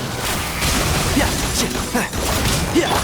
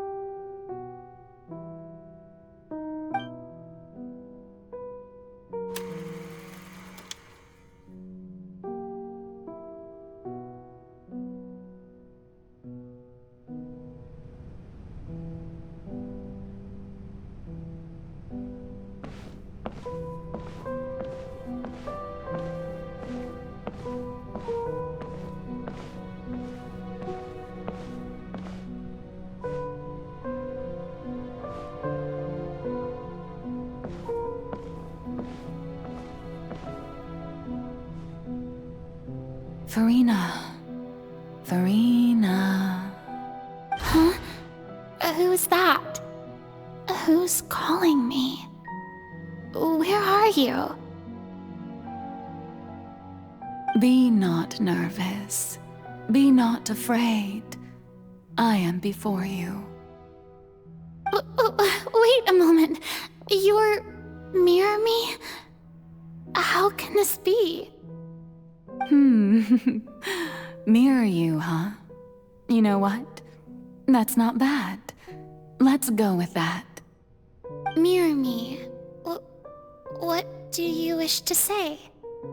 The prophecy. Have you heard of it? What prophecy? Wait. I know. I think.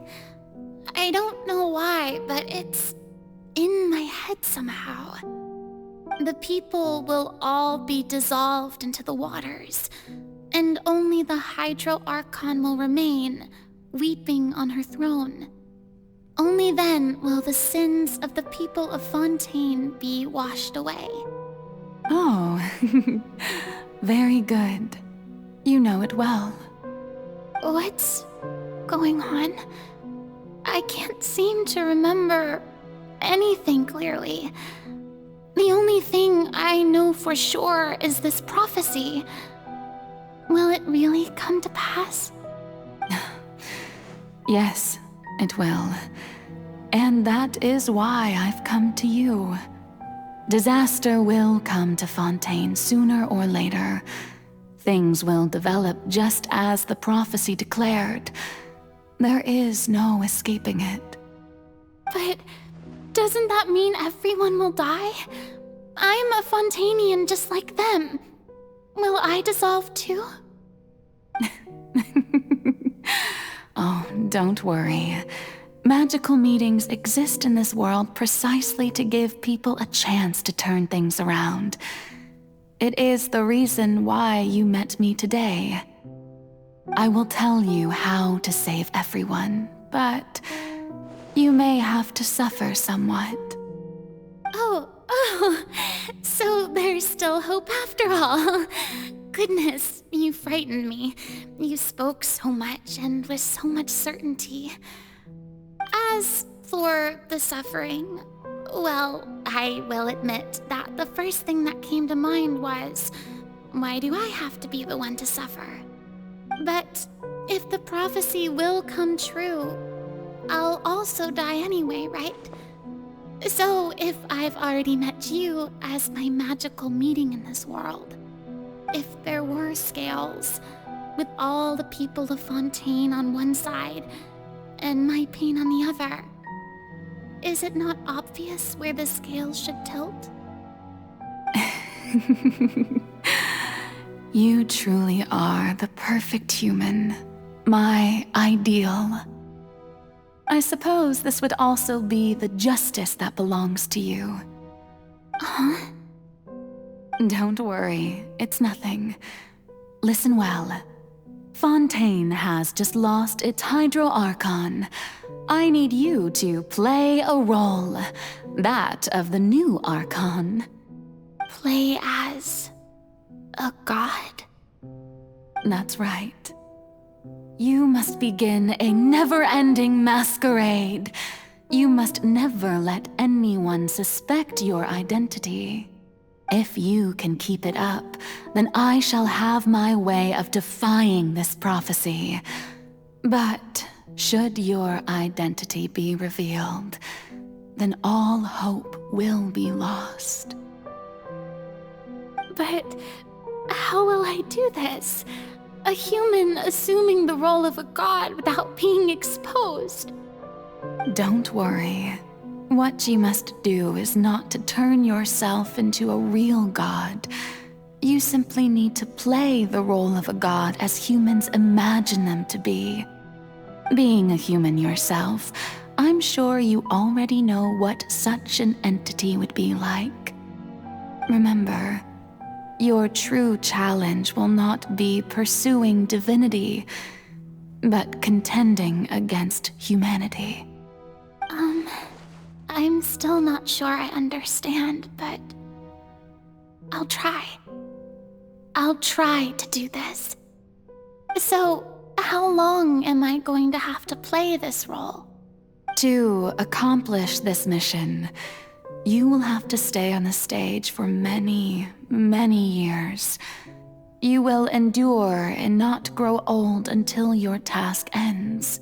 But I promise you, all will eventually end in a magnificent and dramatic trial, and everyone will be saved. A trial, huh? How exciting. I'll be looking forward to it.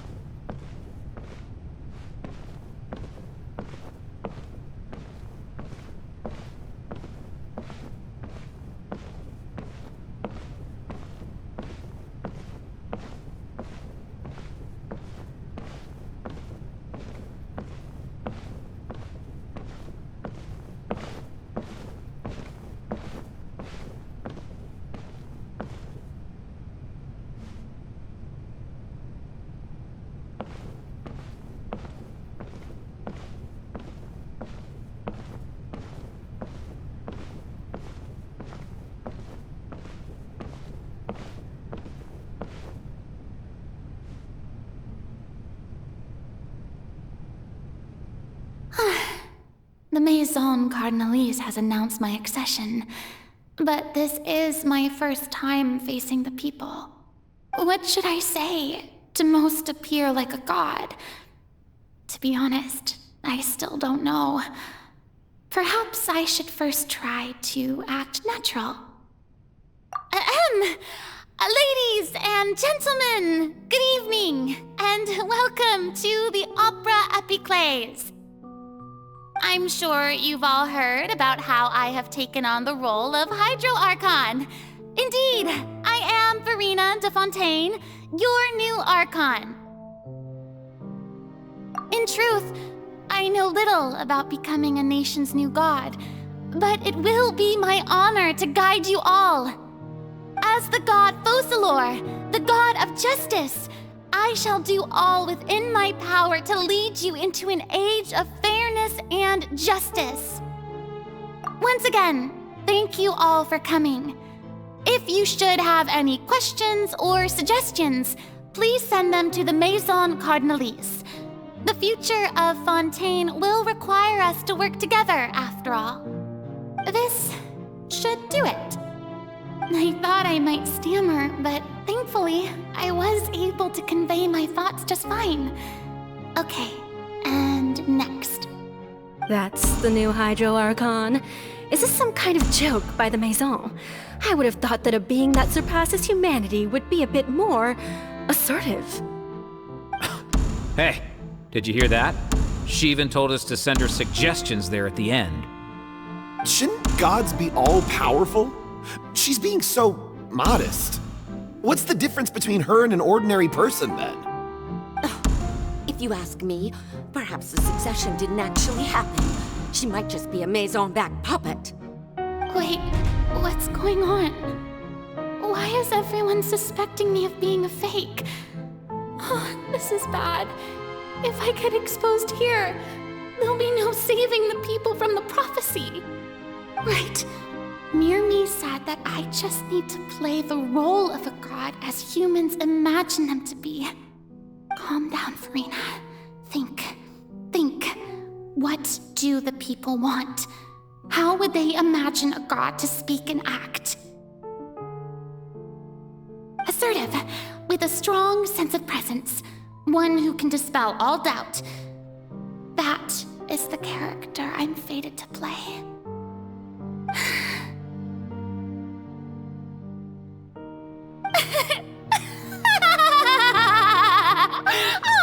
Oh, very good, my people.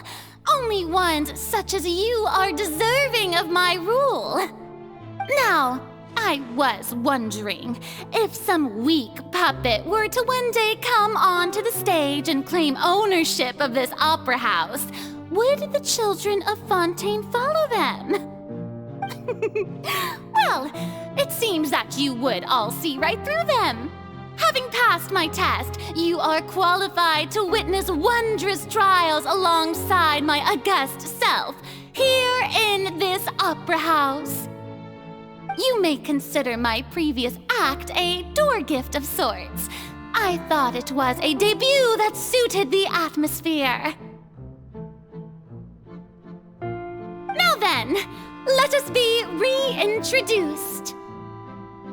Ah, so that was just a performance. How could I have forgotten that we were inside an opera house? Her personality. It's quite shocking, to be honest, but I suppose it's a better look than before. Such a fascinating and bold deity. How wonderful! Our future may yet be bright after all. It seems I've turned them around. Best follow this flow and restart my accession speech. My dear people, whether you acknowledge me or not, whether you trust me or nay, I say to you, keep faith in your ardor for justice. We have heard it said that this nation's sins can no longer be washed away. Well, I say that justice is most fragrant when it blooms amid sin. The scales of justice should not weigh heavy in the hands of its God. On one side, it must carry fairness and justice. And on the other, praise and applause. May law be the prayer on our lips. May judgment be our worship. Let us light the fires and drink to the future of Fontaine! There is no trouble in this world that justice cannot solve. All that is needed is for you, my people, to believe in it, heart and soul. So long as I, the Archon Focalor, stand within the Opera Epiclese, so long as I stand before the Oratrice, I shall even judge the gods of this world! Yes!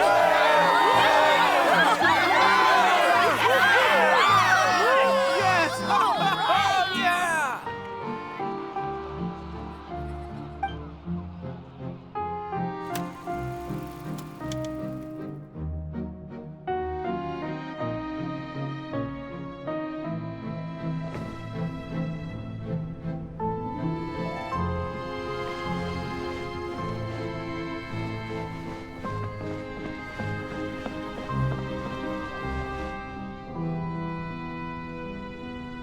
Lady Furina, here are today's case reports, as well as a summary of the follow-up for your perusal.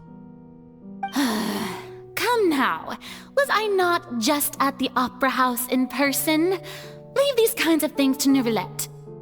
Besides, none of these trials were the one that I'm looking forward to the most. If I may be so impertinent, what kind of trial are you truly looking forward to? A magnificent, dramatic, and wondrous trial. A trial to end all things. How could you hope to understand? That's true. I fear I lack the ability to grasp your divine thought, Lady Archon. No need for fright, and do not take what I said before too seriously. Go now, do your duties. The trial I await. It will come one day.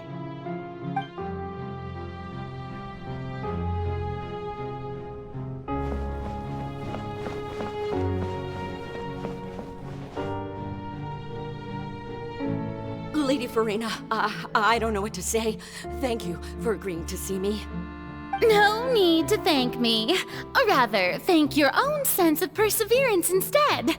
Long have you stood in line to meet me, have you not?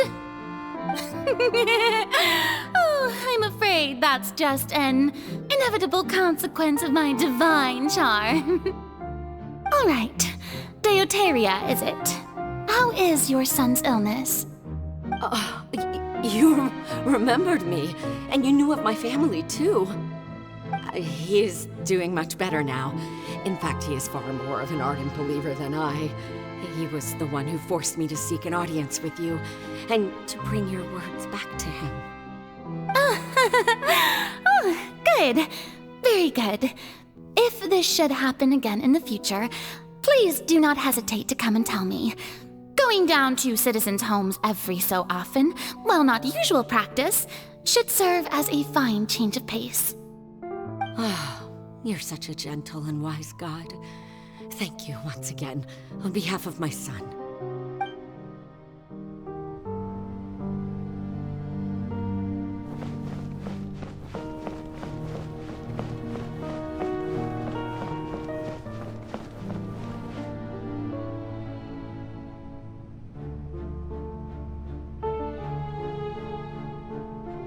Lady Furina, here are the latest hydrological reports. As for the specific parameters you asked to take note of, I'm afraid things still don't look good. I see. It's as I thought then. As your god, I did already expect this, but I wanted to see how far your human wisdom would allow you to analyze it. All manner of signs indicate that the prophecy will still come to pass. Forget it. That's not something you need to worry about right now. Well, as I understand it, the Fontaine Research Institute is also trying to find a way to counter the rising water levels. Really? Have they found anything? I'm afraid that they haven't found any effective solution thus far. Oh, is that so? Well, no wonder. This issue has reached the realm of the gods, after all. Still, their spirit is praiseworthy.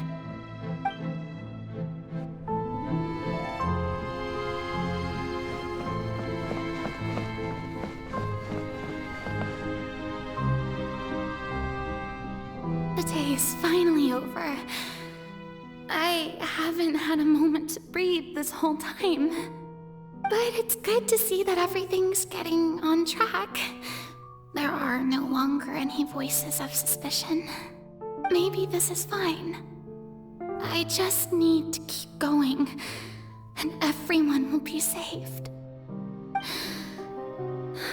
All right, Furina, don't think too hard about this. You need rest. Tomorrow's a new day.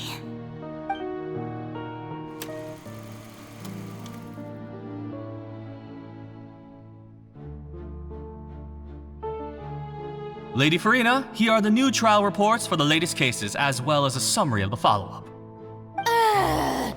There'll be no need for that.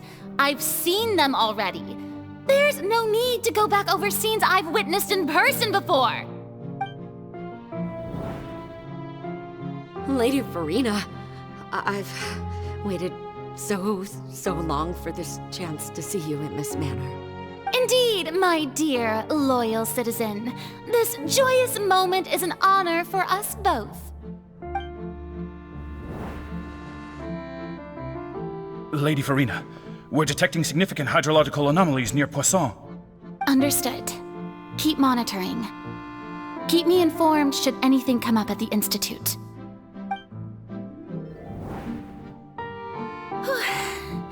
I don't think I let anything slip today.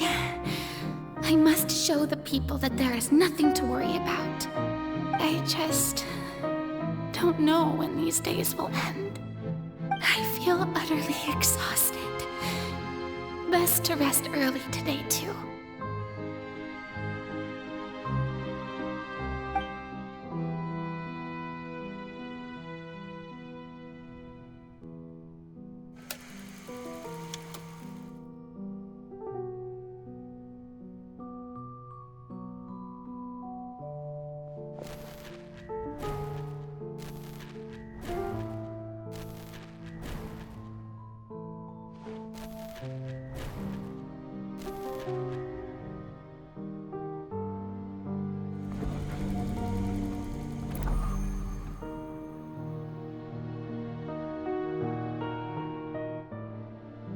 Lady Furina, it's like a dream being able to speak with you up close like this. I've heard that the first member of our family who was honored to receive an audience with you was Madame Dioteria, almost 20 generations ago. And what a fine family yours is indeed. It brings me great joy to meet such a faithful believer, a descendant of a line most ardent. Surely you exaggerate, Lady Furina. My lady? What is it, good citizen? Oh, are you crying?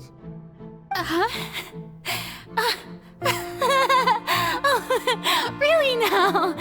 I didn't even notice. This must be the overflow of hydro from my person. Well, can't quite help being the god whose dominion is the waters, can I? No wonder. A manifestation of your power, then. Oh, Archon, I am honored to have witnessed it. Honored indeed.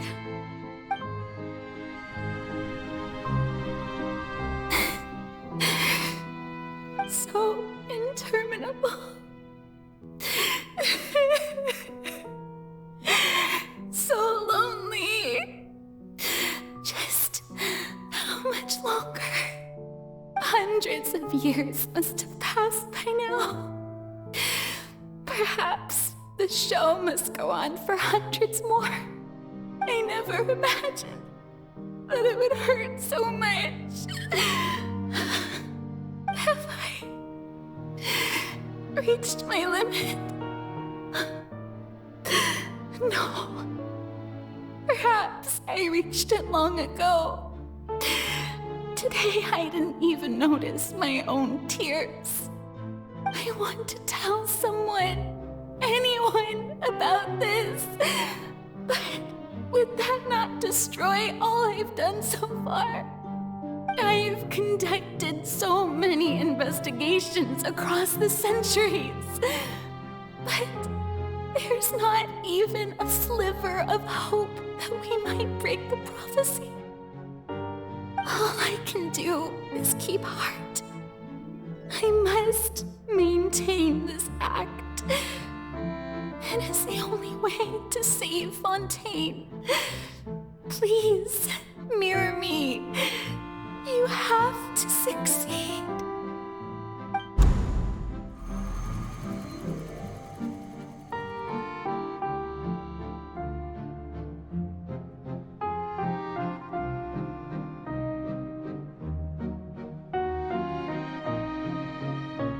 Furina, you don't have to shoulder this burden alone.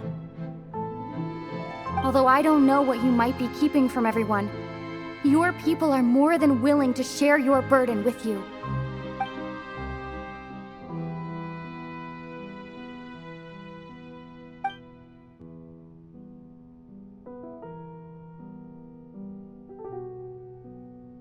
share my burden. That's impossible. It was fated right from the start that this would be my duty alone. But even if your burden doesn't need to be shared, you can still choose to confide in someone. Just share it with me. I'm what you'd call a witness. A witness? Yes, I've heard that you came to Tevat from beyond the stars, yes. In other words, you never belonged here. And if Tevat is, in its entirety, a show on a stage, then you're just a spectator, aren't you? If that's the case... She's right.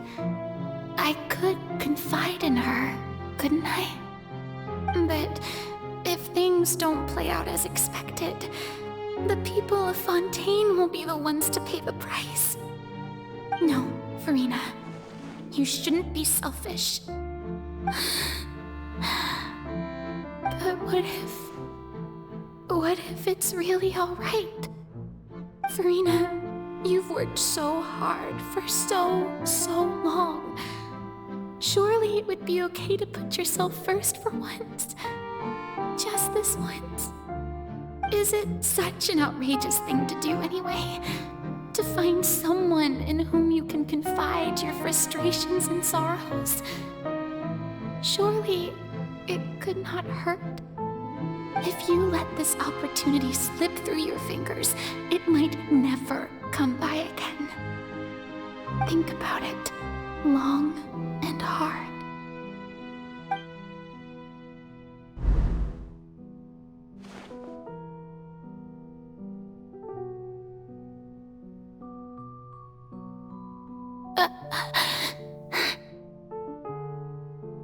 No, I have nothing to say. I am Furina, the Archon of Fontaine. Everything will surely get better. All you need to do, dear spectator, is to witness my performance until the curtains fall.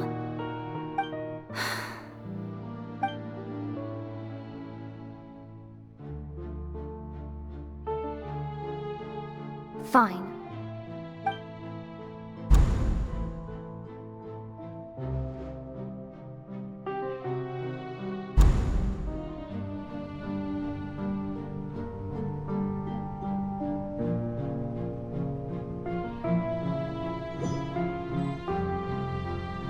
So even Furina doesn't know the truth? You've never once let her in on the full plan? Yes, it had to be done. To deceive the heavenly principles, you must first deceive yourself. She did very well. If she had let her resolve falter even once in these 5 centuries, Fontaine would have been doomed to the most tragic fate. It seems that trusting humanity was the right decision after all. I believe that I understand how your deception works, but that is only half the truth, is it not? How would you build on this foundation to save the people of Fontaine? That is the most important thing.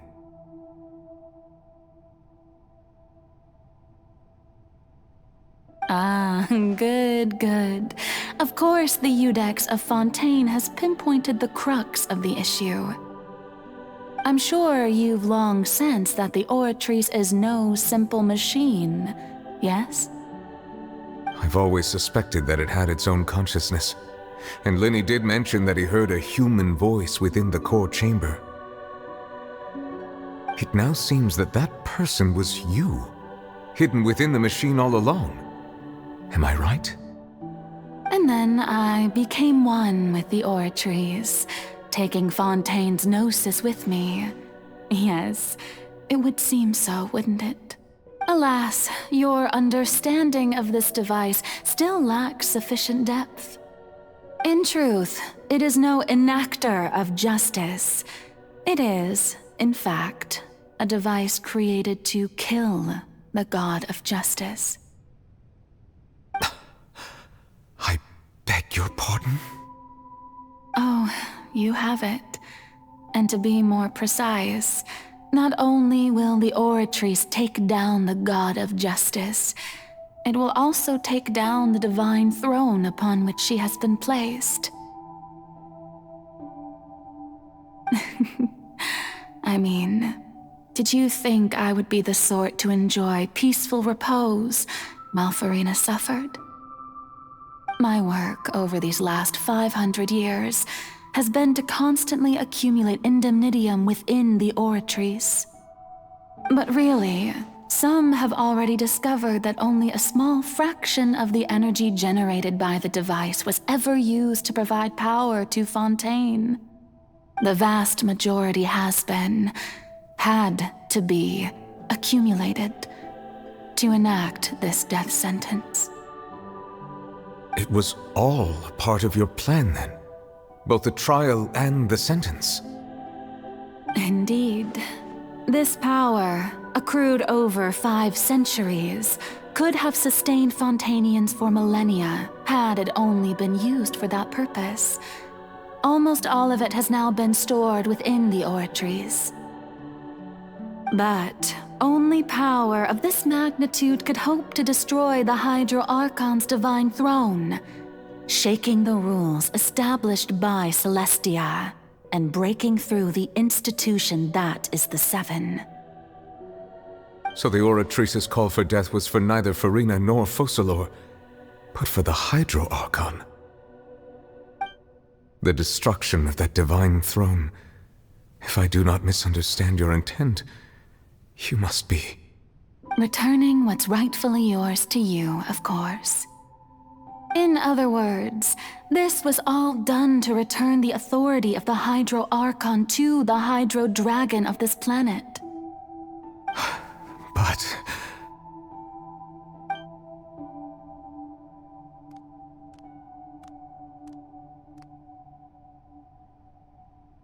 Oh, what? Getting sad again, are we? The authority of the ancient dragons shall soon be yours once more, O Hydro Dragon Sovereign. And this is the face you make.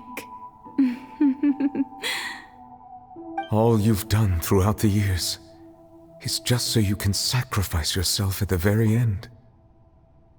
I've never quite seen it that way, you know. Even now, I'm quite pleased at how well my deception worked.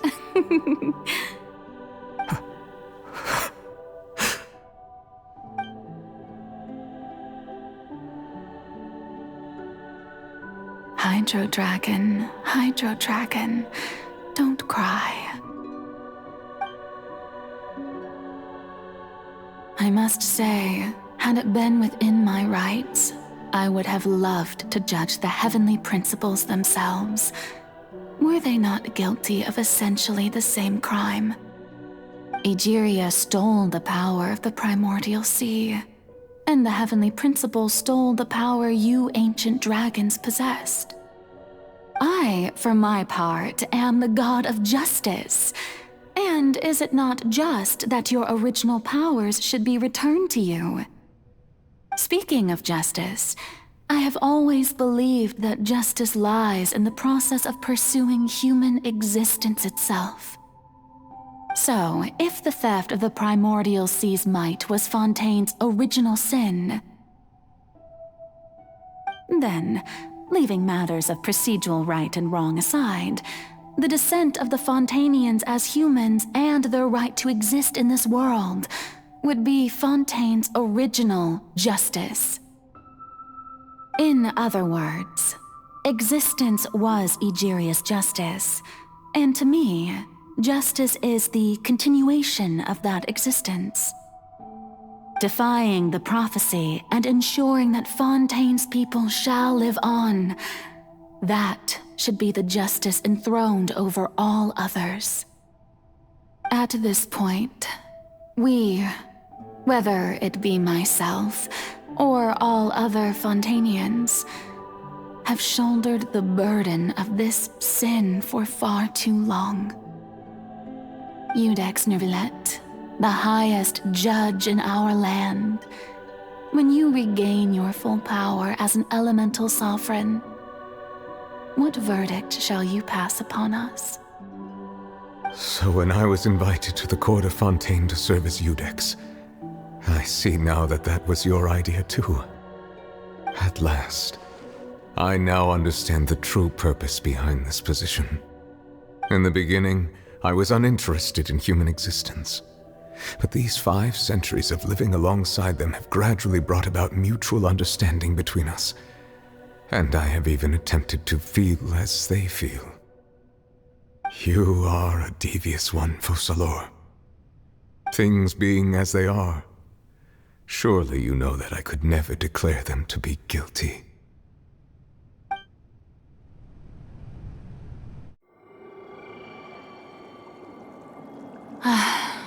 The hour of my execution is almost here. For the sinner, the curtain call has come. I know I may not sound it, but faced with death, I find myself a little afraid. Perhaps this is one thing both gods and humans have in common.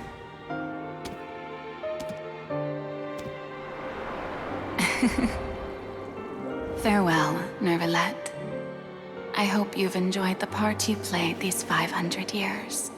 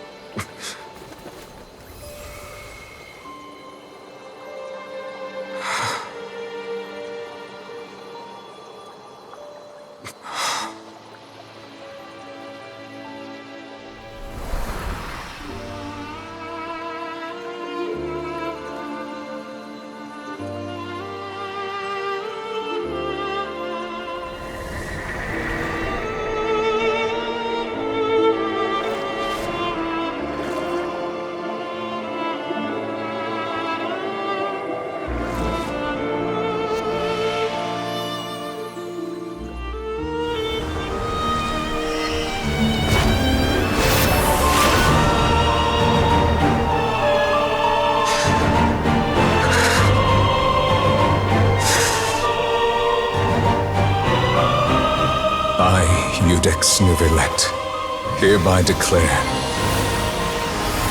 people of Fontaine, your sins are forgiven.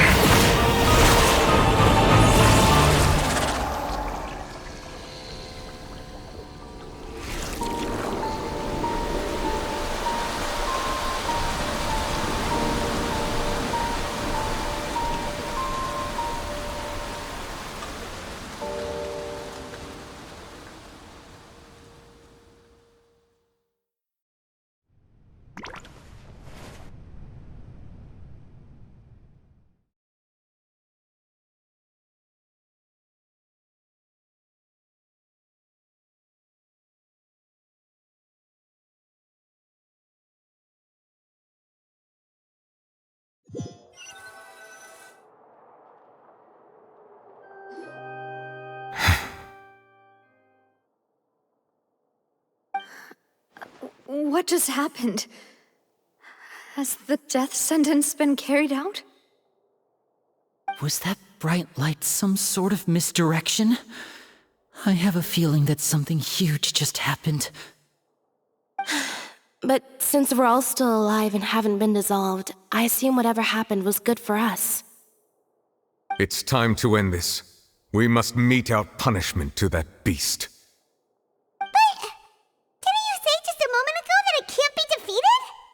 I have gained the strength sufficient to deal with it. Through certain means, I now have the ability to separate the power of the Primordial Sea from that creature. We should seize the opportunity to pursue our quarry. Traveler, now that the oratories can no longer function, I require an executor to help me mete out justice. The root of the calamities befalling Fontaine, the beast that enacts the prophecy. Its name is the all-devouring narwhal. Come with me, traveler. The hour of execution has come.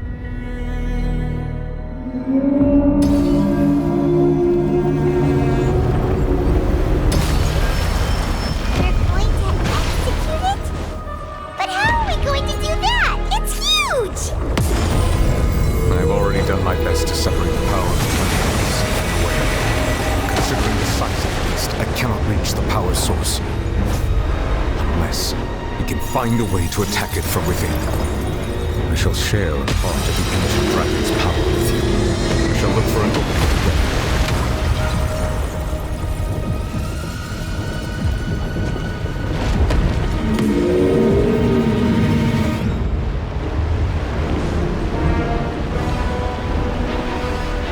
I can feel its sorrow turning into hostility.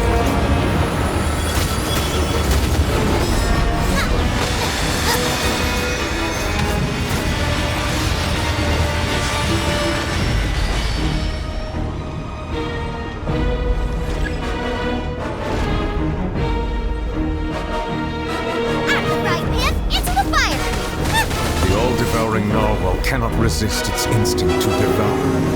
Continue to trigger its hostility. A chance will present itself.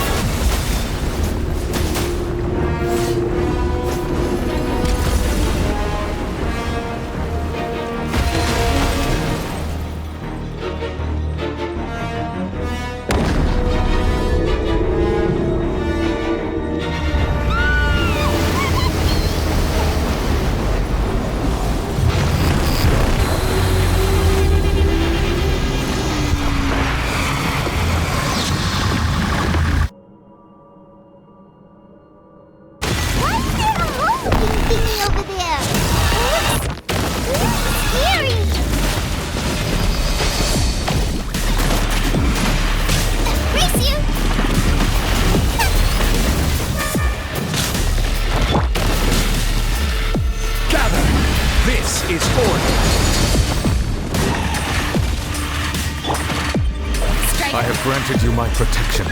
Do not fear. Seize the moment. Use my power to suppress its root from within.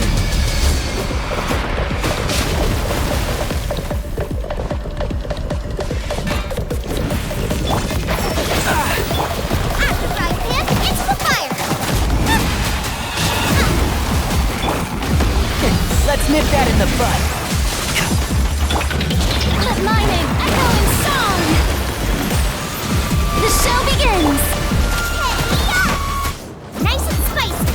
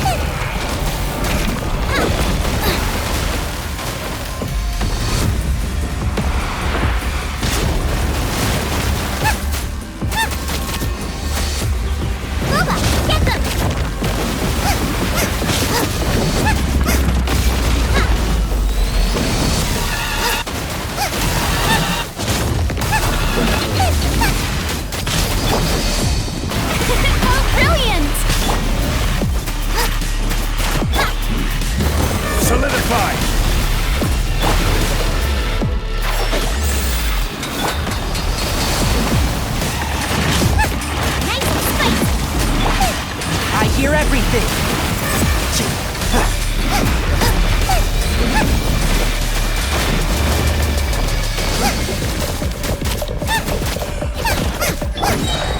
May I present?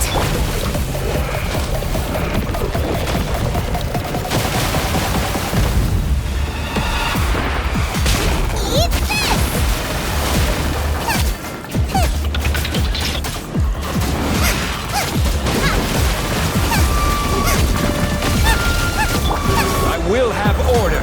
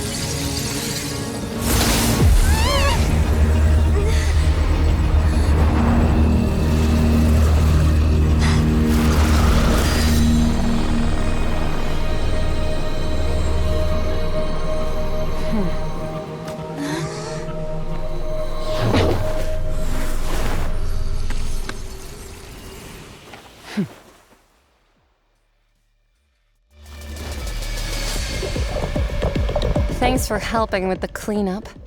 It should have been my job, but... oh well. It was just supposed to be a short private training session for me. I didn't think that my disciple and my master's pet would start brawling in the meantime. Well, actually, I had a feeling that it would happen at some point, but they bumped into one another earlier than I thought. What a blunder. I suppose I'll have to swing my sword 3 million times as penance. That power. Who are you exactly? Paimon has an idea. From what she said earlier, she must be Child's master. Skirk, right? It's just that he gave us the impression that she was the less talkative person. I simply did not have anything to say to the weak. But you, on the other hand, managed to defeat the all-devouring narwhal without using power from beyond this world. So you may speak to me as equals. I have to agree. It's a strange use of a planet's primordial waters just to raise an all-devouring narwhal. That kind of power is wasted on it. It's not cooperative. It eats too much. And I have more important things to do with my time than pet sitting. The only thing that creature has going for it is its looks. All in all, it fails as a pet. Miss Skirk? I think you might have missed the point. The point being? Well, being that this pet almost destroyed an entire nation. So what sort of person is your master? Well, Child's master's master. Wait, is that right? Oh, right. So you don't know him. Sorry, I assumed you did. His name is Sertologi. Huh? I am unfamiliar with that name. Huh. So Master isn't sufficiently famous. How should I describe him then? Have you heard of the name The Fowl?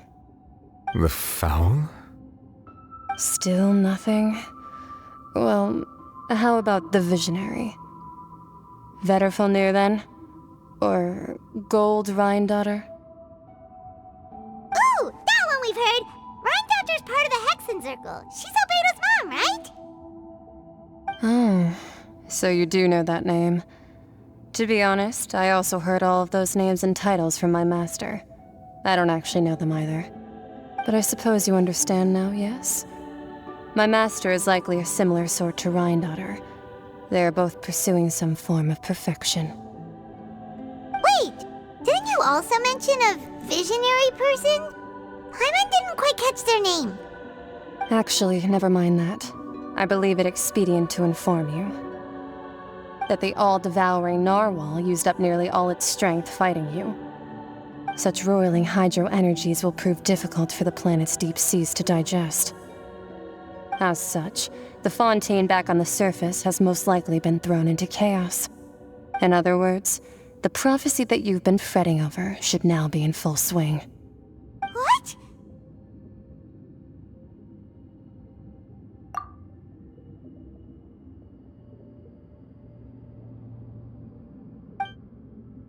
Not to worry. Focalor has already managed to deceive the heavenly principles.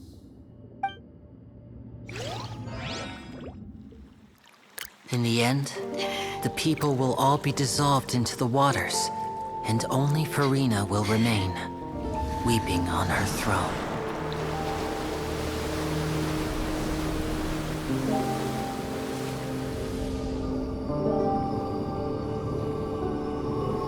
Only then will the sins of the people of Fontaine be washed away.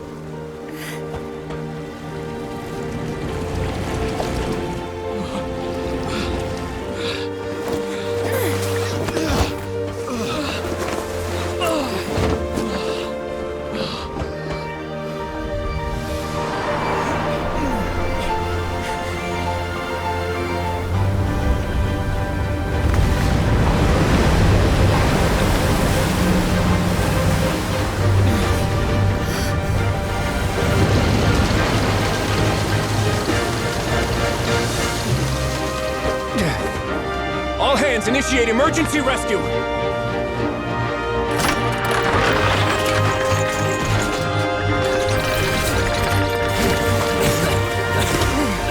Hurry!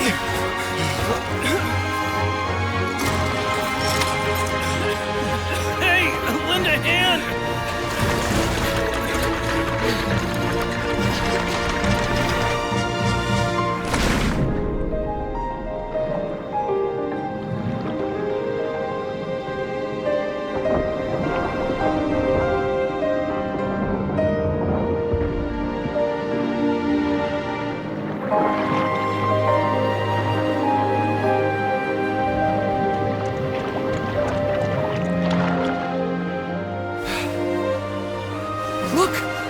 Receding!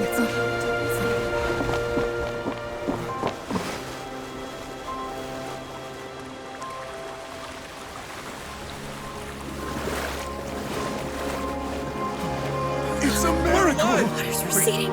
We didn't dissolve. The prophecy was wrong. The prophecy was wrong.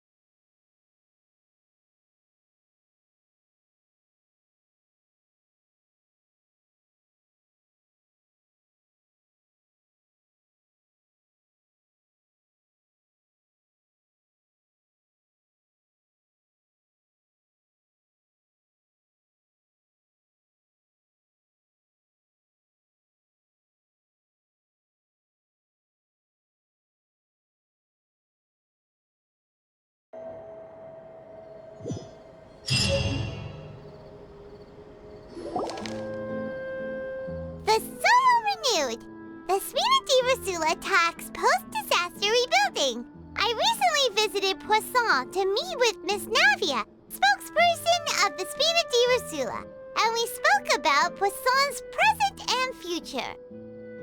Old soil can still give birth to new bloom, Miss Navia stated. Hope is like seeing a small cookie when you're starving late at night. You just need a little of it. Skyship Winglet, lunar brain of the Fontaine Research Institute. The various disputes that have arisen on account of Mr. Edwin have suddenly become a shield over the Institute, with Jurier turning out to be a once overlooked hidden gem. People always call the first researcher mad, but few know what to call the second. And should that latter person achieve a miracle, they would find it all the harder to find a word with which to classify him and his team. Wow! Paimon barely recognizes the people in the reports. Are those really Jurier and Navia? They sound like real big shots. What do you think? Pretty enthralling, huh? The Steambird's idea was pretty simple. With the disaster just having passed, we would print a free edition packed to the margins with good news to calm people down. The value for these big scoops lies in their inevitable follow-ups. We'll publish further reports and go into the stories behind those people. Edwin's assistant, Jurier, created a true flying ship, while Navia is leading people in the reconstruction of their home. I'm sure that these stories could draw even your well-traveled eye. Paimon's curious too! Wait a minute. Didn't we watch everything happen from start to finish? What's there to be curious about? And that's exactly why I'd like you to come conduct interviews with me. You're the best incubators of news, if you haven't noticed. And also, with you around, I'm sure I'll get to see that Duke. Are you sure? Hasn't he turned you down several times already? Oh, this time will be different. Come on, let's head to Poisson first and then make a trip to the fortress. There are some things you'll only know when you get there.